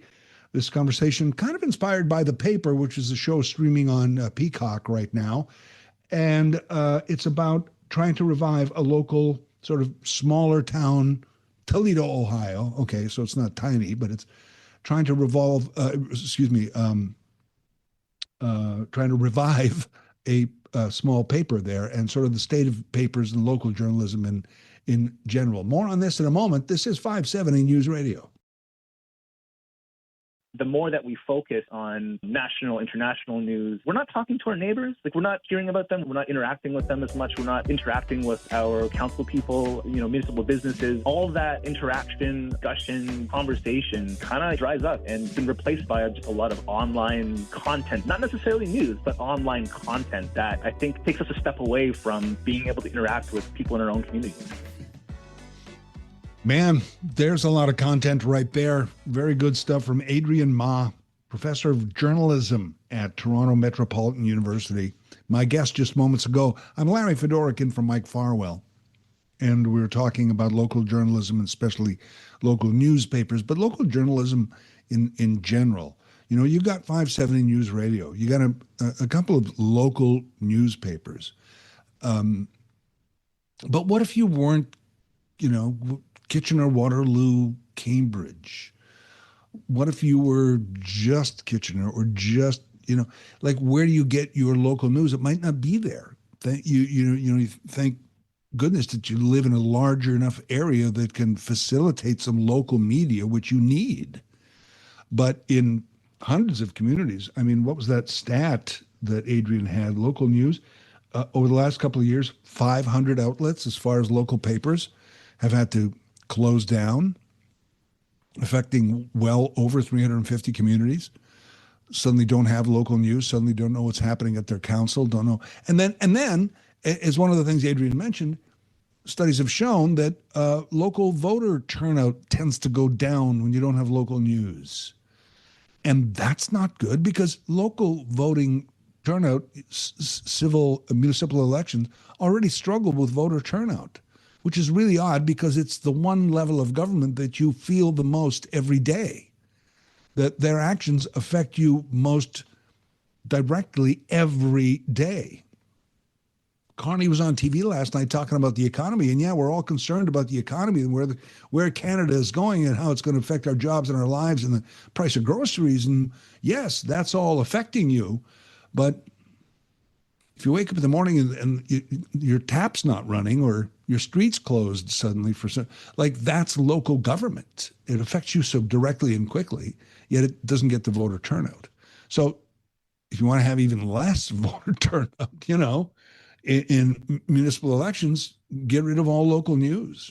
And it is divisive because when you don't have local news, what national networks and CNN and CBC and those that cover sort of national stories, they try and do. CBC I'll give credit to because they try and do community news. They've been doing a thing lately where they're visiting towns across Canada, and that's very nice. No, it is, okay, so that's what Lloydminster is like, okay, it's kind of cool. But even then, when they do that, they try and relate it to a national audience, and that's where a problem comes in. Because even when you're trying to showcase a Lloydminster, you're trying to say, isn't this nice? Wouldn't you like to have a community center? Isn't this interesting that they have a downtown with a water fountain or whatever, you know what I mean? And they try and relate it to a national audience. That's on that level. And the point I made with the professor is, even when you're CNN and there's old infrastructure water pipes in Jackson, Mississippi, they will try and tell you that this is a national problem and that everybody should be frightened. So everybody's running around from Phoenix, Arizona to Boston to Buffalo going, oh, we check our pipes, man. And sometimes that's valid, sometimes it's not, because there's no local news telling you to check your pipes. Whatever. Sorry, an analogy started to not work suddenly, but you know what I mean? Local news, man, it's going away. And it's interesting too, because I've always wondered, what's the solution? Well, you don't want government subsidies. You don't want, because now the government is in the media business. No. The media is in the government business, among other things. You don't, maybe a combination of people fund, sort of almost like an NPR or a PBS, where they get donations. They have corporate donations, but corporate donations means you're not allowed to affect our content. That's up front. And maybe a little bit of a government subsidy, and otherwise, maybe that's the news solution for local news, where it's a combination of, and you get local bloggers and local podcasters and so on and so forth, and somehow you put news teams together that cover just local news. It's a challenge. I think an important one to face in the near future. The flip side question is about the Blue Jays, your best Blue Jays experience. We flip it over to you and get your stories and answers to our question. The flip side is next on 570 News Radio.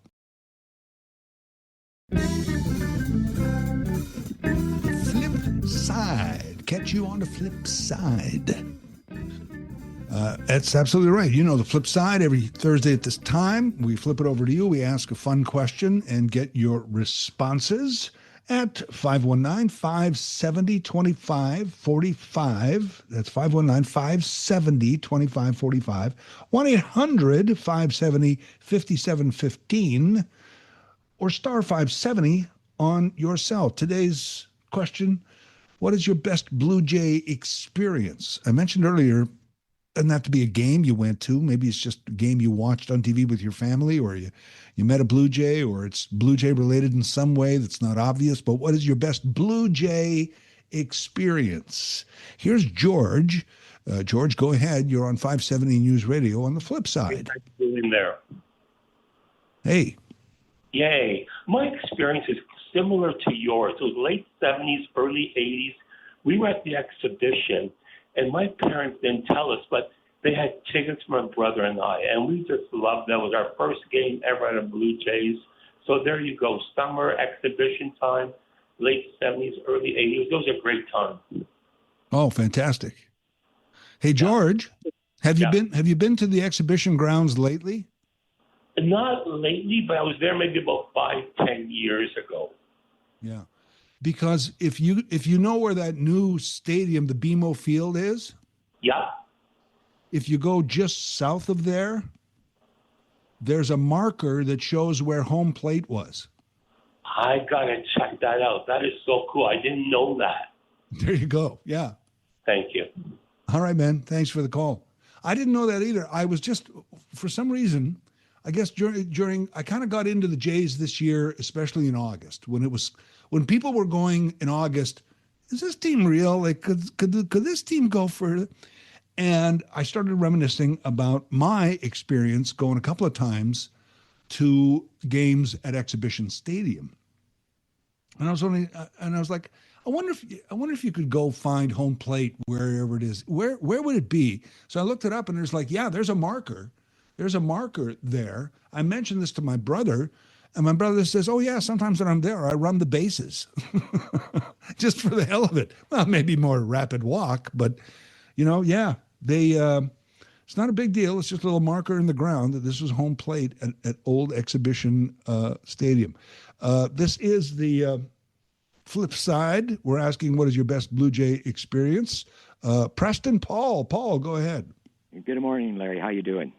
I'm doing well. How are you? Good. I got a couple here. One time I was at Canada's Wonderland and walking around, and I spotted Darnell Coles, who used to play for the Jays, and he just happened to have a couple of good weeks with the bat and the glove and that. And I went up to him with his family there and told him how well he was doing in that, and he got really interested. I got him to sign my running shoe that day. And nice. Back when I played junior, my last year junior was Rob Ducey's first year when playing junior before he got signed to the Jays. And later on, I got down to the Exhibition Stadium. I just happened to be on the visitor side there when the Seattle Mariners were in town when he was playing for them. And I was able to call him over, and he recognized my voice, and he called me over to the side of the bench and talked to me a little bit before the game got started. So that was cool. Pretty cool. And Rob Ducey, to be clear, a Canadian player, right? Yep. Grew up in Cambridge here. Yep. And he was really good at 16. Like I think next year or 2 years then, he was already signed and in the Blue Jay system. So. Wow. Yeah. That's a it great story, was pretty Paul. cool. Thank you, man. And thank you for remembering those two players, especially Rob Ducey. You tend to forget about the number of players that have been through there. And of course, Canadian players, I would say since post-Expos, like 1969, 70, when we started to have the Montreal Expos, that we started to be more aware of Canadian players in Major League Baseball, which is, cool. And now Vladimir Guerrero, born in Canada, now raised in the Dominican, granted, but that extra little part of there's a guy in L.A. is Freeman. I'm trying to remember his name. Freeman. He's a dual Canada-U.S. citizen. So there's that aspect to it. Doesn't make me want to cheer for the Dodgers. I'm just saying. Robert, on the flip side. Robert, go ahead. Hi. Just about baseball and family. My grandfather, when I was a kid, this would have been his favorite baseball memory. I was up on his shoulders at the Rogers Center. He had tickets down on the first level, and they found us on the Jumbotron, and they had me up on his shoulders just smiling, and he's just bouncing around. And yeah, he loved baseball. He passed away 2 years ago now, and I just know watching now that we're at the World Series, how happy he would be.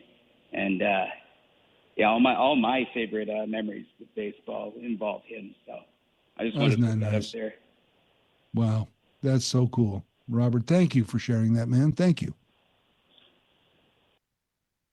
It be on the Jumbotron. I've never had that experience. I don't think. Been to a number of games. One of my oddest favorite moments was, I should have looked this up. Sorry, I should, but it was, I want to say late 80s, when the Blue Jays were pretty good, but they lost to Oakland in, was it the NLCS or the ALCS or the ALDS? Anyway, they lost to the Oakland A's at Sky Dome, and my brother and I were in the 500 level, and it was so disappointing because we may have led for a while. It was a close game, whatever, and we just sat there.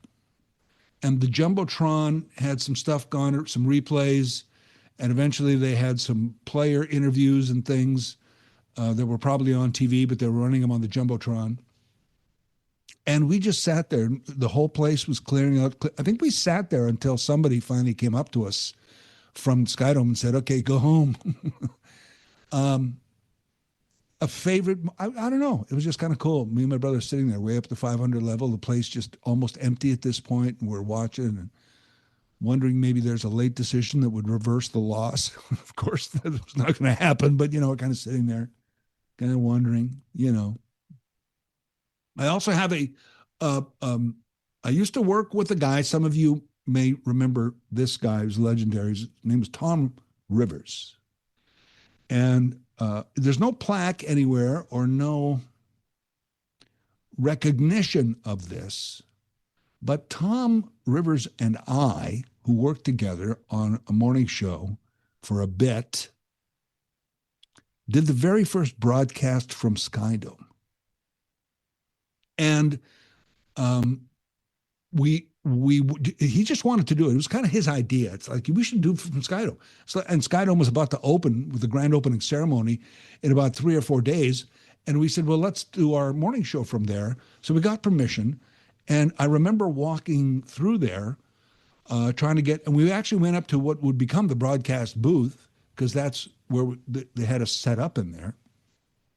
And I remember walking through, we still had to wear hard hats, and there were still walkways that were covered with boards. And we were like, they're not going to be open in 3 days. This is never going to happen. And they were, of course. They finished it and opened, and then the Jays started there a few days later. But that's a memory for me, is doing the very first broadcast now to an empty stadium at 6 o'clock in the morning, just to say we were there. That's the only reason we were there, just to say we were there. And they gave us these jackets. I just donated mine to my son a little while ago, and it's beautiful embroidery on a sort of a Melton jacket with leather sleeves, the club style jacket. And it's got Canadian flag on one sleeve, and on the other sleeve it says 89, which was the year it opened. And on the back is the Skydome logo in full embroidery. Beautiful jacket, beautiful jacket. And my son has it now. So those are more of my memories. Terry, go ahead. You're on the flip side on 570 News Radio. Hey, good morning, Larry. In the early days of the Jays, I'm not a Jay fan per se, but my grandparents, this would be the late 70s. My grandparents used to live near the CNE down King and Strawn area, so it was in walking distance of the exhibition stadium. So whenever we'd go down to Toronto to visit them, say on a weekend, my cousin and I would go and take in a game. We'd sit in the old grandstand, outfield grandstand there we paid $2, you go watch a game. But there was one, it was 1979, I remember this vividly. My cousin and I said, hey, let's pay the $10. We'll sit, over on the other side of the stadium behind first base, the old metal bleachers they used to have there. So Willie Opshaw was up the bat. Do you remember him? Yeah, oh yeah, for sure. Yeah, he would always hit foul balls because he was mostly a pull ball hitter. So I'm trying to say that fast. So it was a foul ball. There was barely anybody at the stadium for that game. But anyway, we were sitting there, and a foul ball came towards our section. So it hit maybe 5 rows behind us, but since there wasn't very many people there, the ball kind of dribbled down towards us. So it just landed there behind me. So I just reached over and grabbed it. That was the only foul ball I ever caught at any baseball game, and I've been to many. But the one memory I have of the Jays, the 87 season, towards the end, they had their last home game. They were playing the Detroit Tigers. They had like a 4-game lead going into the last week of the season. And a couple friends and I went down there to watch that game. And it was 2-1 going into the top of the ninth for the Jays. And I said, wow, they got this game won. Let's head out and, beat the rush going back to Cambridge, where I was living at that time. So we're leaving, and then we hear the cheer, or not the cheer, but, we hear this ruckus in the stands. And Kirk Gibson had just hit a home run at the top of the ninth to tie the game. So we're racing back into our seats because we had just hit the tunnel to leave. So the game went into extra innings, and the Tigers, of course, won it. I think it was the 11th or 12th thing when Darrell Evans hit the home run to win. And then we know what happened after that. The Jays never won another game the rest of the season. They lost the division title to the Tigers. But, yeah, that was interesting because I was ready to go home because I said, well, Tom Hankey's coming in for the save. There's no way the Tigers are going to come back and win this game. Yeah, and then suddenly we hear the crowd, kind of like the moans and the groans. We go, let's go back. So we stayed another couple of innings, and then eventually the Tigers won it extra innings. But yeah, that was one of those moments, Larry. But Kurt Gibson, wow, that's a player. I'm glad to have seen Kurt Gibson play live. That's cool. Do you have the ball from Exhibition Stadium? Do you still have it? No, I was like, 15, 16 years old. So we took it home and we played with it the next day at the schoolyard. So it didn't last very long. Nobody thought of that back in those days. So of course. Okay. So the funny thing is, a year later, Kirk Gibson hit that home run against the A's in the World Series for the Dodgers. So it's funny the way that worked out. Yeah. Okay. Yeah, he's a classic, all right. Thanks, Terry. I'm going to go with one more before the break. Sharon, go ahead. You're on the flip side. Yes. My sister and I, back in '93, went down for the parade. We didn't make it to the parade, but we went to the Sky Dome and watched all the players and wives and whatnot drive through the stadium, and have pictures in my basement of like Pat Borders, Devon White, and all the players from the winning World Series. Oh, that's a great time. That sounds fantastic. Yeah, like my sister, she didn't care at all for baseball, but she knew I didn't have anyone to go down there with, and I really wanted to see the players, and so she made the trek down there with me. Nice. And you still have the picture? I do, yes. They're in my basement. Nice. I would collect all the Toronto Sun clippings and all that, and the pennant flags, and I have that all in the basement from I'm not sure if I have 92, but I definitely have stuff from 93. Fantastic. Sharon, thanks for the call and for the memory. Thanks for taking my call. What is your best Blue Jay experience?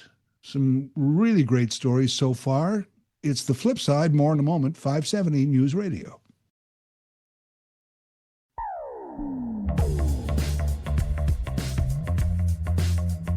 Give us a call on the Flip Side. The question is, what is your best Blue Jay experience? We've had a real variety of stories, not necessarily going to the big game or even a game, but just an experience, meeting a Blue Jay, that kind of thing. 519-570-2545, 1-800-570-5715, star 570 on your cell. It was on this day in 1993, October 23rd. It was Game 6, Joe Carter. My son and I were there. Great memory. I've told the story many times. Years and years later, like maybe 20 years later or more, do you remember when, because I've been an Air Miles person for a long time. Always had an Air Miles card, and they seemed to take it every place I went, so I was building up points. There was this Air Miles program scare a while ago where your points are going to become useless, or they're going to flip to a different system where you're not going to be able to cash in, or like all these, and the whole thing was spend your points, get on there now. Find something to buy, use your points. So I was like, yeah, I better do that. And there was a Blue Jays Joe Carter autographed jersey on Air Miles, and I had the points, so I bought it, gave it to my son. It's kind of a Blue Jay experience. It really was. Here's Wayne. Wayne, go ahead. You're on the Flip Side. Yeah, hi. I remember my brother taking me to the first game. I was 14, and it was snowing. It was about 32 degrees. Oh, jeez. That's Exhibition Stadium, obviously. Yeah. Was that the very first game? Very first game. Yeah. The field was covered in snow. Everybody's in winter jackets. It was crazy. I've seen pictures of that recently because I was doing a podcast about the Blue Jays, and there's great pictures of that field covered with that lake effect snow squall that just blew in and covered the field. Yeah. Yeah, for sure. Yeah. It was a good time, I guess. Well, in fond memories it is, but I'm sure in the day you were cold. Thanks for the call, Wayne. Here's Paul. Paul, go ahead. You're on the Flip Side on 570 News Radio. Hi there. Go ahead, Paul. Yeah, go ahead. Hi. Yes. The story I have is when I was young, I grew up near the stadium, and I'd go down on my bike as a kid and tie my bike up there at Exhibition Stadium on one of the poles, and we'd get tickets from the police officers sometimes. They would take them from the scalpers then. And yeah, and I remember I went to one game was when they got 10 home runs against Baltimore. Okay. That's still, I think it's a record still stands today. Could be. Sounds like it. Yeah. 10 home runs, yeah, in one game. That's a great, I love that story. On the bike, tickets from the police who took them from the scalpers. That's excellent. Paul, thanks for the call. Love it. They handed them out to all the kids, yeah.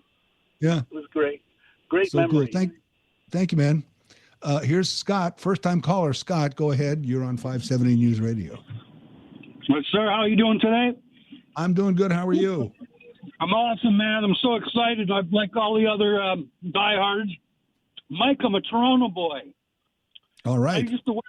I used to wear an Expo hat. I'm almost 60 years old. So I used to wear an Expo hat proudly. We'd go to Florida with the Canadian sticker on it. Next thing you know, Blue Jays are coming. We're so excited, right? Right. But this is how it starts off. First game, I'm out in front of my house on Coleman Street in Toronto, playing with Con, the gang, CU Cham. We're playing hockey. You know why? Snowing outside. There you go. My brother comes up to me and he goes, this is 77, right? So he's 17. He goes, hey, bro, I'll see you later. I'm going with Uncle Barry to the game. I said, you're going to the game? What game? He goes, I'm going to go to the home opener, the Blue Jays, first ever. I said, oh, that's cool, Mark. years later, Mike, you find out that the reason my brother and my brother-in-law went was because my mom was smart enough to go to Sketchley Cleaners and drop off some clothes and get free tickets, or tickets half price. Wow, I forgot you. That's right. You could do that. Yeah. We never had, the old word, something to go in, a pee to pee in. Right. So anyway, right. That's what my mom did. She got these tickets. They went. They came back. I started going. My family was involved in Drum and Bugle Corps. We used to have them up here in Kitchener, Dutch Boy Cadets, North Star. And next thing you know, I go down to a game, and there's one of my drum corps friends who's older than me, of course. And he says to me, he's in charge of the grandstand. Mike, from now on in, all I had to do to get into a game at the X was go and stand out in front of the old grandstand. My buddy would see me. I'm not going to say his name, but it starts with a T and ends with a Noble. He would grab me by the scuff of my jacket, escort me in, and say, okay, you're in. Man. I got in, and he ended up being the big boss at the Dome. He hired my friends. I got to go into my Dome while being built. It was all concrete. Scott, I got to go just for time, but you have such great stories, man. Thank you so much for all of them, all of those stories. I bet you got a few more, but we're tight on time here. Great flip side. We're going to talk to the guy who caught the Springer dinger right after the 12 o'clock news next on 570 News Radio. Larry Fedoric. Top of the order for the Blue Jays. George Springer at the plate. Tying run in scoring position. Springer, after getting hit in the knee, saw his series maybe not continuing. Well, not only is it continued, he's in a position to tie the game up and possibly send this Blue Jays crowd into a frenzy. The 1-0 pitch. High fly ball. Left field. Arozarena watches it go.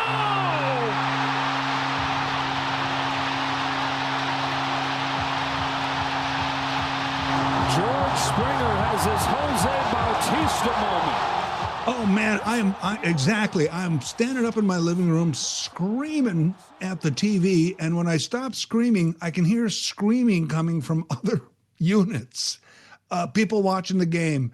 That George Springer dinger, just fantastic. And it went into the glove, and briefly out of the glove, by the way, of our guest who caught that George Springer ball and is with us now, Michael Angeletti. Hello, Michael. Hello from Niagara Falls. How are you? I'm really good. Congratulations on catching the ball. I want to hear the story, but first of all, make people understand you're not some insider. You're just a fan who bought a ticket and brought his glove, basically, right? I am a diehard fan who brought his glove for the first time ever to Game 7. And you got like a single ticket? You were there on your own? And explain why you were sort of in like a first row thing. That was a thing for you, right? Yeah, it was all about the first row. Truth be told, catching a home run ball could be hard or stressful. I envisioned at first maybe catching a ground rule double, a nice easy bounce up. And that's why I selected this seat. But as the day grew closer, the premonition grew stronger, brought the glove, pulled the trigger on the solo seat. It was the end of the half aisle, so nobody was to my left. I set up that seat not only for the glove and the home run, but to sort of spread out a little bit more. Those seats can be a little tight in the bleachers back there. Yeah. And by the way, what I loved is that you're wearing a Springer jersey, but it's an Argos jersey? It is a Argos Springer crossover jersey giveaway. I went to a game April or May against the San Diego Padres with my girlfriend, and it was the first 15,000 got to have the jersey. And as we were walking out, there were still boxes full of that. Oh man. That I love that jersey because it's Argos, but it's Springer. Anyway, it's so cool. The jersey is a total big part of this, and I'm so glad I went to that game that random night, and willed the energy to make it happen. So there you are, and it actually pops out of your glove for a moment. Now, before I get to that, did you see the ball coming, or did you hear the crack of the bat? What was the sequence here? So the sequence is I'm sitting in my seat, fending off my aggressive cousin group chat, telling them to leave me alone. I'm trying to watch the game. I put the phone down, heard the bat crack, looked to my seatmates beside me, and they were knowledgeable baseball folk. So when I saw them tracking the ball, I knew that this was the moment. Half-assed put the glove on, and then about maybe halfway to the fence, I picked up the line of sight, and as they gathered, I timed my jump over for the reach. But because I didn't have my glove on fully, I wasn't able to squeeze it. I didn't have all my grip strength inside the mitt. Right. So it popped out as people forced my hand up. And at that point, I thought I lost the ball. But I reached over with my offhand and plucked it before it fell into the sea of remaining hands. Right. Wow. I think I got it. I think I got it. I got it. I don't got it. I got it. That's exactly it. I wish I had thought of that saying 2 or 3 days ago when the media blitz began. Nice. Wow. That's so cool. So then, I mean, the experience just begins really at that point because the Blue Jays organization people find you and you stick around after the game. Tell us about that. Yeah, so I was fortunate enough to mosey myself onto the field. Some of the Blue Jays staffers had got wind of me having the ball. Yeah, see, when they say field, that's a loose term. I was confined to the dugout, the on-deck circle, because I didn't have any security credentials or a VIP pass. You know, I had to basically stay. I was standing on the dugout or the on-deck circle, doing some dance moves and enjoying my time, etc. But then 1:30 rolled around and the champagne stopped flowing and they changed the music from high-energy Latin to Meatloaf and started sweeping the confetti. It was basically a nightclub closing down, if you will. So, and it was at that point that Springer wasn't out, and I knew the meeting wasn't going to be long, or, you know, he must have been tired, etc. You know, other fish to fry, whatever you want to call it, that I didn't want to deal with an awkward encounter or anything, you know. This is 1:30 in the morning. So 1:30, 1:40, yeah. I made the decision at 1:30 that, like, hey, is this still going to happen? And it took my brain about 5 minutes to usher my feet to actually step off the field. I'm taking my ball and I'm going home. That's it. I'm taking my ball and I'm going home. I looked for a bat, but I couldn't find one. Has there been any contact since? Like, you still have the ball, right? I still have the ball, yes. Yeah. Safely and securely, I still have the ball. I was fortunate enough to show some people that I love and care about, and some diehard Jays fans and friends came over, but the ball is safely and secured and in my possession, yes, sir. So what is your thoughts that you would have this ball forever and ever as a amazing souvenir, or would you sell it to a high bidder or give it to George Springer? What would you think? That's those are all in play. And really? The 3 days off has let everybody's imagination run wild, including my own. So I'm still enjoying the ride. I have a Niagara Falls tour business departing daily from Toronto that's benefited greatly from all this. I have an NFL podcast, Look Who's Talking, that has benefited greatly from this. And I'm just, like I said, enjoying the ride, grateful for the attention. I may or may not have always wanted it. And here it is. And I'm enjoying it. The idea of the possibilities is way more valuable right now than any dollar amount or object or destination.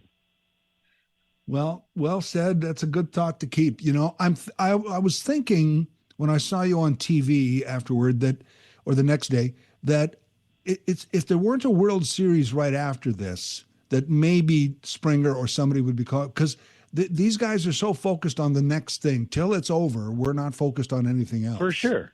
And it's a really unique situation for George because he's already a World Series MVP. He's already beat the Dodgers. He's already, he's really the only one on that team that, has the resume to be like, been there, done that.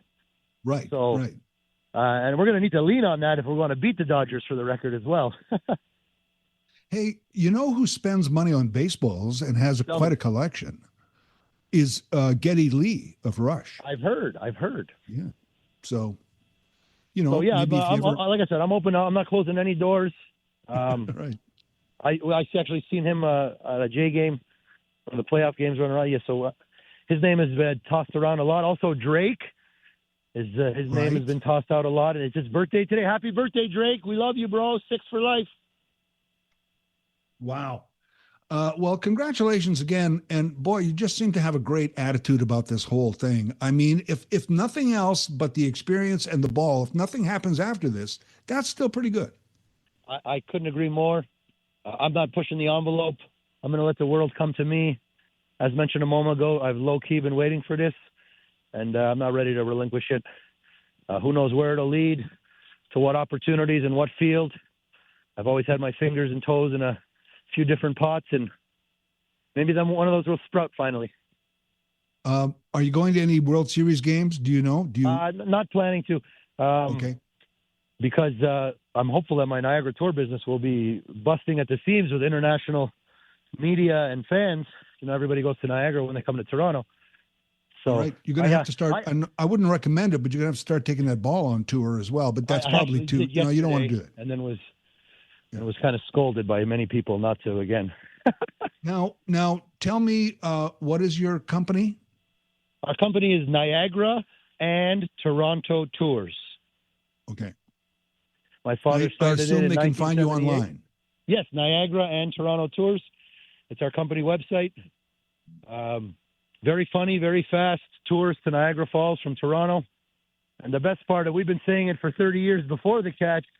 We get you back in the city before dinner, before the game, before your flight. And anybody thinking about going to World Series Game 1, you can do it with us and still be back in plenty of time. And Look Who's Talking is your NFL podcast. You're a football podcast. Guy also. Look Who's Talking, but the Hugh is an HU. The host of our show is a international flyboarder and MC who's emceed some of the biggest gigs in the world, Wake Stock in Dubai. And it's HU, LOOKHUS Talking. Gotcha. And it's a weekly show that's been running for 9 years. Look, we had a podcast before it was cool. We've been doing this for 9 years. Now every Tom, Dick, and Harry's got one. But we're still doing our thing. The show is about NFL gambling and making you laugh. 2 unique characters in a very unique setting. Hey, I guess you'll be watching that NBA gambling story just broke this morning. Yes, huh? I just broke here. I'm very curious. I'm actually on tour. I have a corporate group right now that's returned from the Maid of the Mist boat. I can see they're all soaking wet, so I'm going to have to crank that heater. But I will be digging my nose into that unfortunate story. Hey, Michael, this is Michael Angeletti who caught the baseball, and it's Niagara to Toronto Tour or Toronto to Niagara Tours. Niagara and Toronto Tours. And Toronto Tours. Sorry about that. Niagara and Toronto Tours. And congratulations. It was great to meet you. Thank you for your time today, Michael. Thank you for your time. This was, I got to tell you, one of the most enjoyable interviews. You gave a chance to play back. You gave me some time to run with stuff that was off question based. I really appreciate this interview. This was refreshing. Thank you. Oh, nice. Very nice. Michael Angeletti, Niagara and Toronto Tours, and a Blue Jays fan who caught that Springer dinger in Game 7 against Seattle.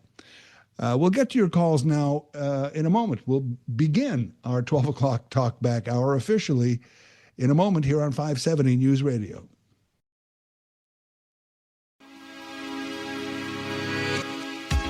Larry Fedoric in for Mike Farwell. What are your thoughts? Hope you enjoyed Michael Angeletti as much as I did. What a refreshing guy, huh? Yeah, the guy who caught the Springer home run in Game 7 of the Seattle, game winning. And we forget that was a 3-run homer. As Joe Carter said, I was watching that game and I was more nervous than, watching than I ever was playing. And it was like, Springer, welcome to the 3-run homer club. I thought it was kind of cool of Joe Carter to say. And it was 4-3. As I said earlier, it was only 4. Now that's 4-3 for the Jays, but there was still 6 outs to go. And when Hoffman came in and shut him down, I was just like, that is just as cool the way he did that as the Springer home run. But everybody's talking about Springer, of course, and that's fine. But I wanted to mention, I mentioned it earlier, but I wanted to mention during that segment that if you want sort of the community experience of the game and you maybe don't want to go to a bar, Cambridge, Galt, The Screen will be running the game tomorrow night for a watch party. So you can... I'm a Rogers Sportsnet on the couch kind of guy. That's my preference, So I'm going to be doing that. But so many eyes on that game. Do you want to talk more, Jays? It's 12 o'clock Talkback Hour, so it's really up to you. And talk about anything you like. What's on your mind? Whether it's the Jays game tomorrow or something else. Halloween just around the corner. There's that. What else? Oh, speed cameras. I can't believe every time I fill in, we're still talking speed cameras. We are. Because Doug doesn't like them. Did you see that Doug Ford story? He sat there and told it proudly of him catching a shoplifter at the Home Depot. Did you hear this? Apparently, it was the weekend the weekend before the Prime Minister had a sleepover at Dougie's cottage up north. And he got up early and he wanted to, supposed to wait for his detail, but I guess he got impatient. So he wanted to go to Home Depot to pick up some plants for the cottage to spruce up the cottage a bit because the Prime Minister was coming. So he jumps in his truck and he goes to Home Depot. And I guess he's at the plant section loading up.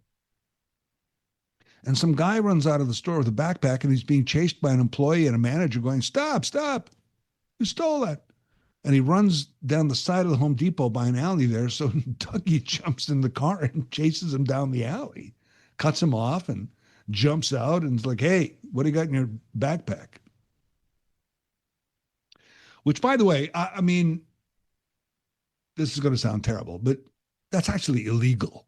You can't actually just stop people as a citizen you suspect of shoplifting.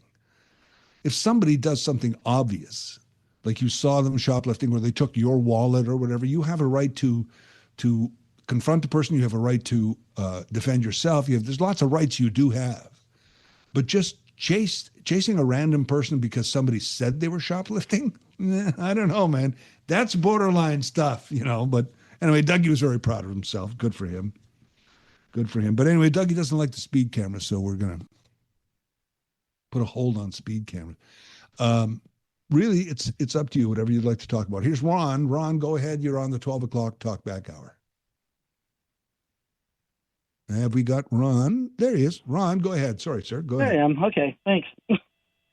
So you asked about Jay stuff. Well, I have a couple of Jay stories I can tell you, but some of the more interesting ones is my dad used to work at Exhibition Stadium. So he worked for CNE, and he got to meet some of the Jays themselves, like just out in the open. Never thought to get me, though, an autograph or anything from them. Right. So it's kind of like, he's like, well, I work with them all the time, so I just see them, it's just like another coworker. But a lot of them used to shop at A&T back in Mississauga down on King Street. That's where they used to actually do a lot of their shopping, because my dad would say, oh, that was da-da-da. I'm like, wait, you got to be kidding me. That da-da-da? He's like, yeah. Mm-hmm. So it's kind of shocking to know that. But I actually got to meet Roberto Alomar back in the day when he was just going in for the Hall of Fame. So that was another interesting experience I've had with meeting Jays. That's pretty cool. That's pretty cool, yeah. So, yeah, that's basically about it. And hopefully they win. I'm going to the game on Saturday, thanks to my friend who's got who's a season ticket holder. So, yeah, I'm looking forward to the game. I should say you are going to game 2. What way to go, Ron? Yeah, well, he had tickets for all the games, but it's like I just can't afford all of them. I can only afford maybe one. So I said, let's go for game 2. If they get the Brewers, then I'll be at game 4. If they get the Dodgers, I'll be at game 2. Either way, works out.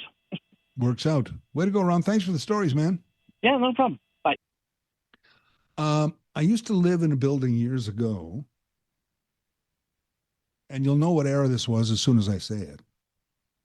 I never confirmed this, but everybody said that right down there off your balcony, all those huge, massive 6,000-7,000 square foot houses, that one there, the third one, is Dave Steeb. Dave Steeb lives there. And that was always the thing. That's Dave Steeb's house. Nobody ever confirmed it or knocked on the door or whatever. I don't know. And then I found out a lot of them used to live in the general area in these big homes out in that area. But and not that I lived in a neighborhood that I was actually on the edge of the neighborhood. In other words, my view was Dave Steeb's mansion. His view was my crappy apartment building. So it's not like I lived in the ritzy neighborhood. I lived overlooking the ritzy neighborhood. Okay. So do we have to, you know what? Greg and Jersey Bill, if you can hang on, you'll be the first on after our news break. This is 570 News Radio. Larry Fedoric. Mike is actually hosting a very important symposium today, which I'm sure he'll tell you all about when he's back Monday, because tomorrow he's just taking a day, I think. And then he'll be around, of course, for the Rangers game tomorrow night, but back on his show on Monday. So I'm sitting in for Mike today and tomorrow, which is always my pleasure. Here's Jersey Bill on the 12 o'clock Talkback Hour. Go ahead, Jersey Bill. Yes, hello. How are you there? Always good to talk to somebody who's such a great violator of the rights and charters and freedoms, whatever that was.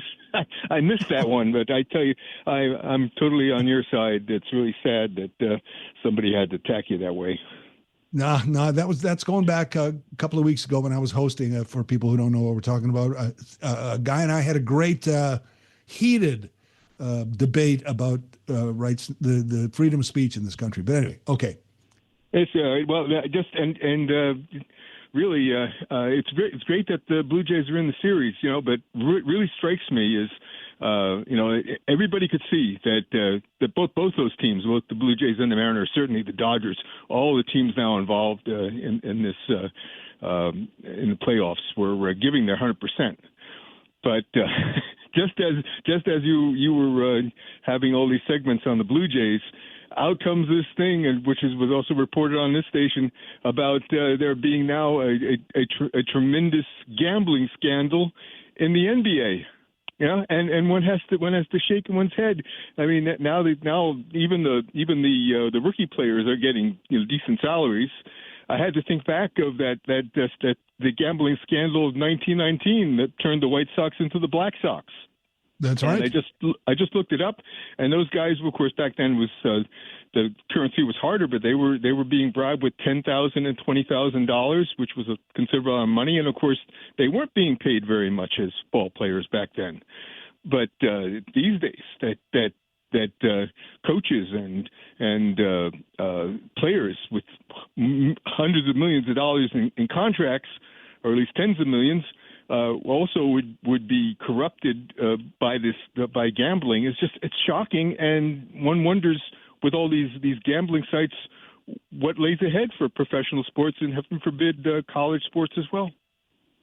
Well, yeah, I mean, I'm watching that with great interest. I saw it out of the corner of my eye on a screen here as we were doing the show, the NBA current story. There was a Raptor that just got banned and fined and maybe even charged only months ago, a Toronto Raptor, for trying to influence games, like games where he would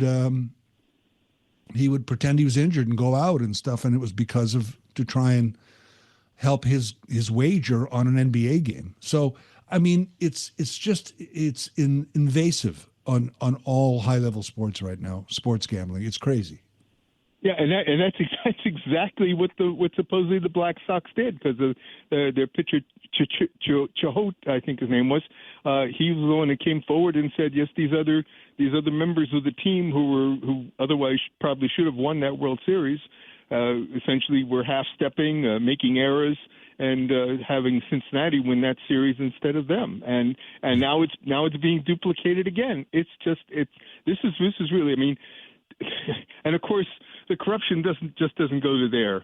Unfortunately, it's really interesting. I find that this FBI, who had done a lot of suspect things, have now come out with these indictments.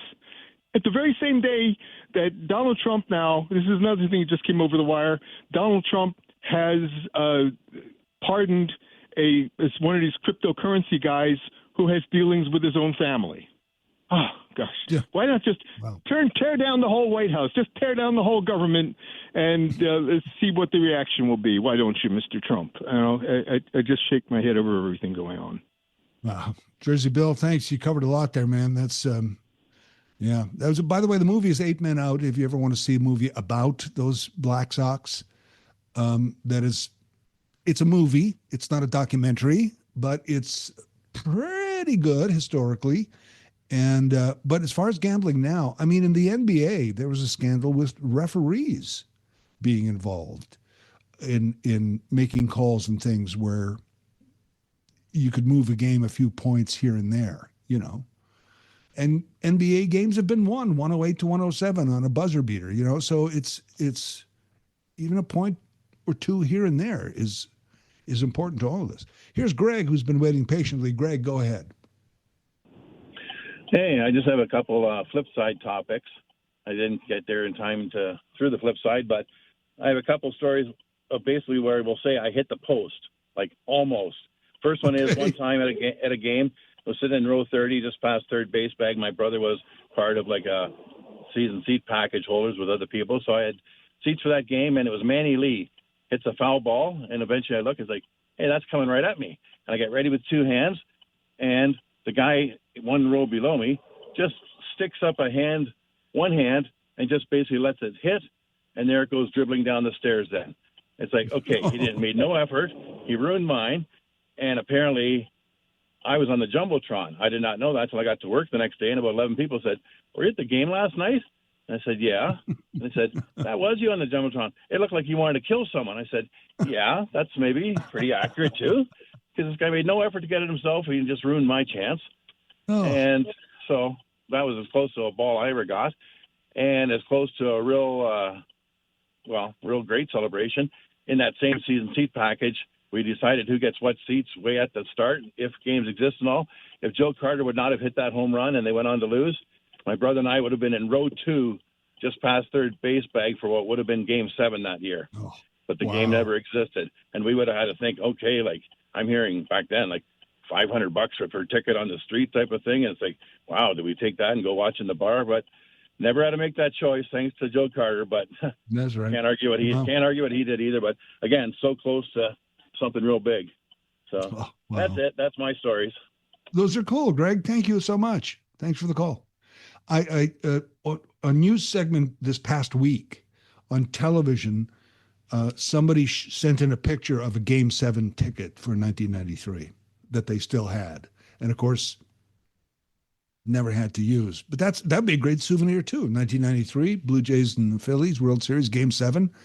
It's just a completely untouched ticket, you know, in Lucite now or whatever. So pretty cool.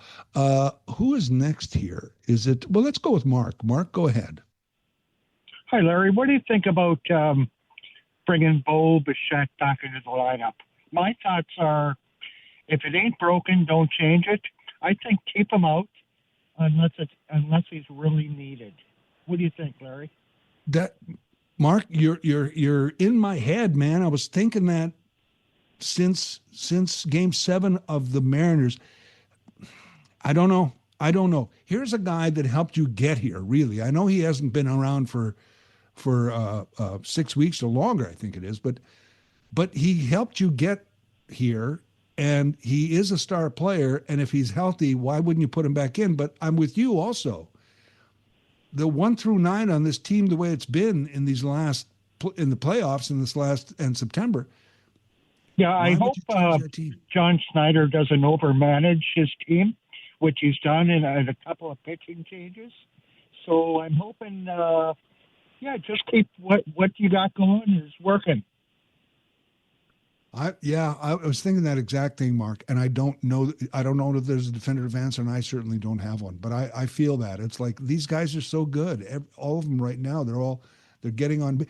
For the leadoff hitter to hit a 3-run homer to win a series, that means 2 guys from the bottom of the order had to get on base. I know. Okay, thanks, Larry. Yeah, thanks, Mark. Which tells you right there about the 1 through 9 of this team. That's what they're like. So, but then he's Bo Bichette. He's not just some guy who was on the roster who may be able to come back. He's Bo Bichette. Wouldn't you bring him back if you could? I guess. He's crucial to why they're here in the first place. Paul, go ahead. Paul, you're on the 12 o'clock Talkback Hour. Yeah, I hear on the news that we're spending a couple of $1 billion or something to put in some small modular nuclear reactors. They say they can power 1.3 million Canadian homes, or 750,000 upstate New York homes. I wonder who's going to get the electricity. What do you think? I don't know. Where's this? Is this Darlington or is this some other story? Darlington. Yeah. We seem to try and increase our generation capacity, only to export it and sell it at a discount to the U.S. Is that really where we want our taxpayer dollars going? To subsidize hydro for upstate New York or Michigan or Ohio? Maybe we should be looking at providing benefits to Ontario or at least Canada instead. What do you think? I know where you're going with this, I think, and I don't disagree, Paul. I understand your point, I think, but also it's we export a lot of different commodities.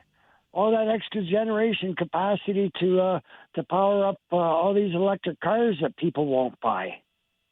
Right. Well, I don't know that that's happening right now. First of all, and thanks for the call, Paul. I got to go to break here. But anyway, we export a lot of commodities, number one, and energy is one of them. And if we're going to generate all this energy and make money from it, I don't know the particulars, but if that's what's happening, that's not necessarily a bad thing, is what I'm saying.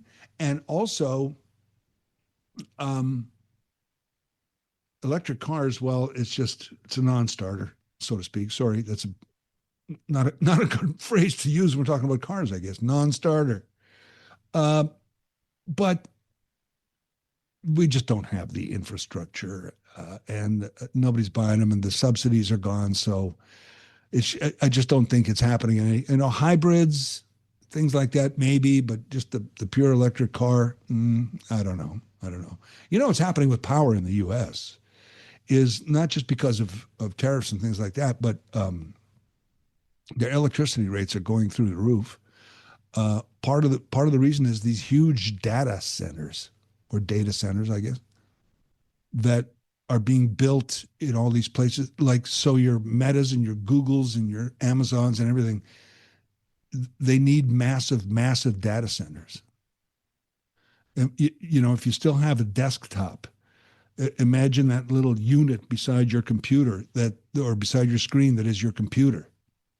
Now, those times a gazillion, that's a data center, and the power generated or needed to continue that power so that we can tap and click and swipe is immense.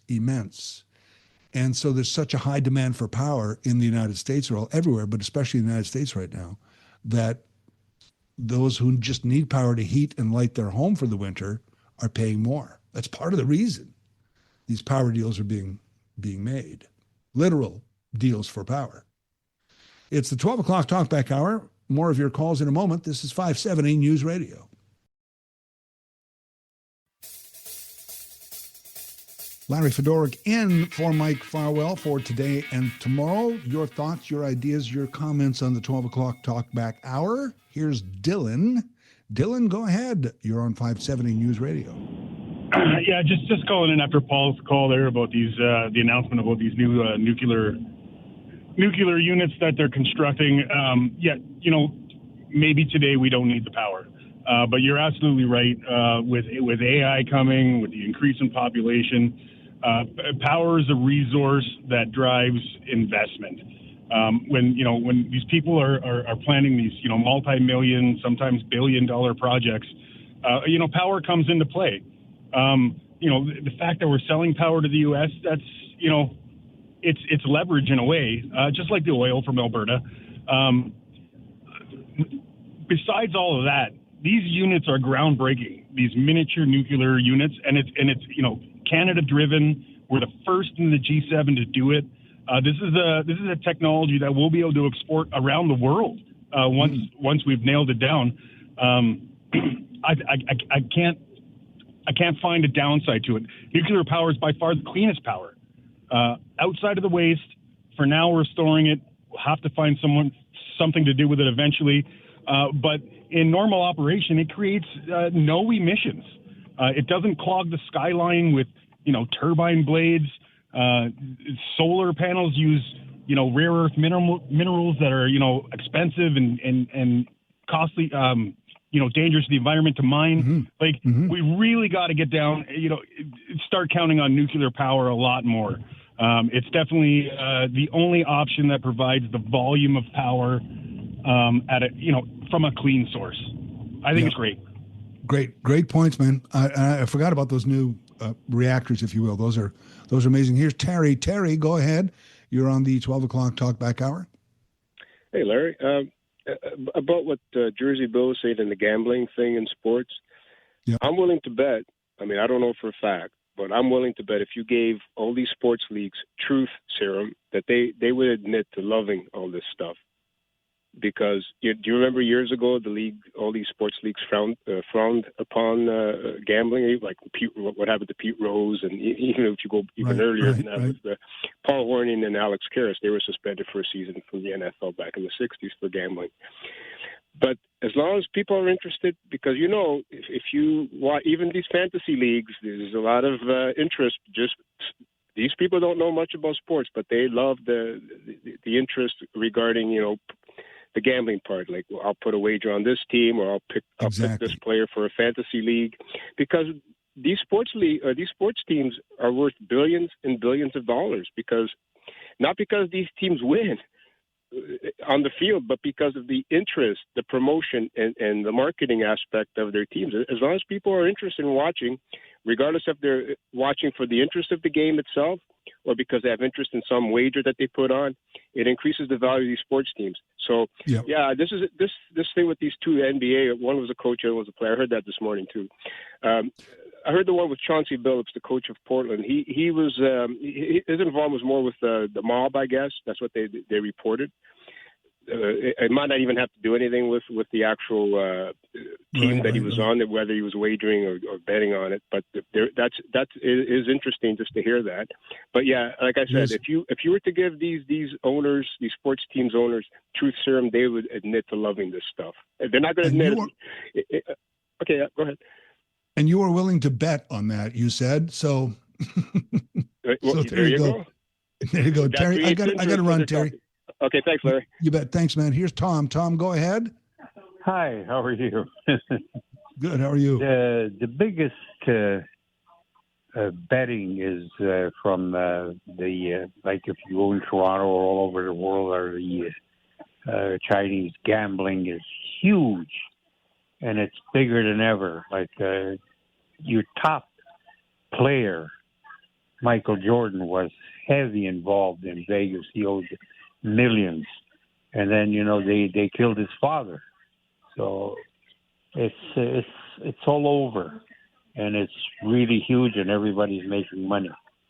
They're buying referees, they're buying everything. So it's hard to maintain. The stuff that they catch once in a while, these guys, is nothing. But I mean, it's out there just like the drugs. So I don't know how you can fix it. Man, I don't know. Tom, thanks for the call. It's so huge. There, you heard about these stories about these gambling. I don't know whether they're headquartered in Asia or whatever, but it was implied that some of them are Asian. I don't know specifically China where they were, but Southeast Asia, where you could bet on soccer games from men's leagues in Brampton or Red Deer, Alberta, or Hicksville, Tennessee, and you could bet on these. I'm using soccer as an example, but what they would do is they would send the guy down there, and these are guys that are probably past their prime, but they still want to play competitive, and they're semi-pro. They're maybe making $20,000 a year. They have day jobs, but they're playing, and they're in a league. There's leagues like this all over the world, and these guys are trying to fix these leagues because these guys make no money. It's like, hey, I'll give you an extra $10,000. That's almost like your year's salary, and you throw a few games because it's on the board down here where it's not just the big professional sports. It's everywhere. And I don't know how you fix it. That is the one thing. Well, I'll bet we're out of time. And we'll be back tomorrow sitting in for Mike Farwell. I'm Larry Fedoruk. We'll talk soon.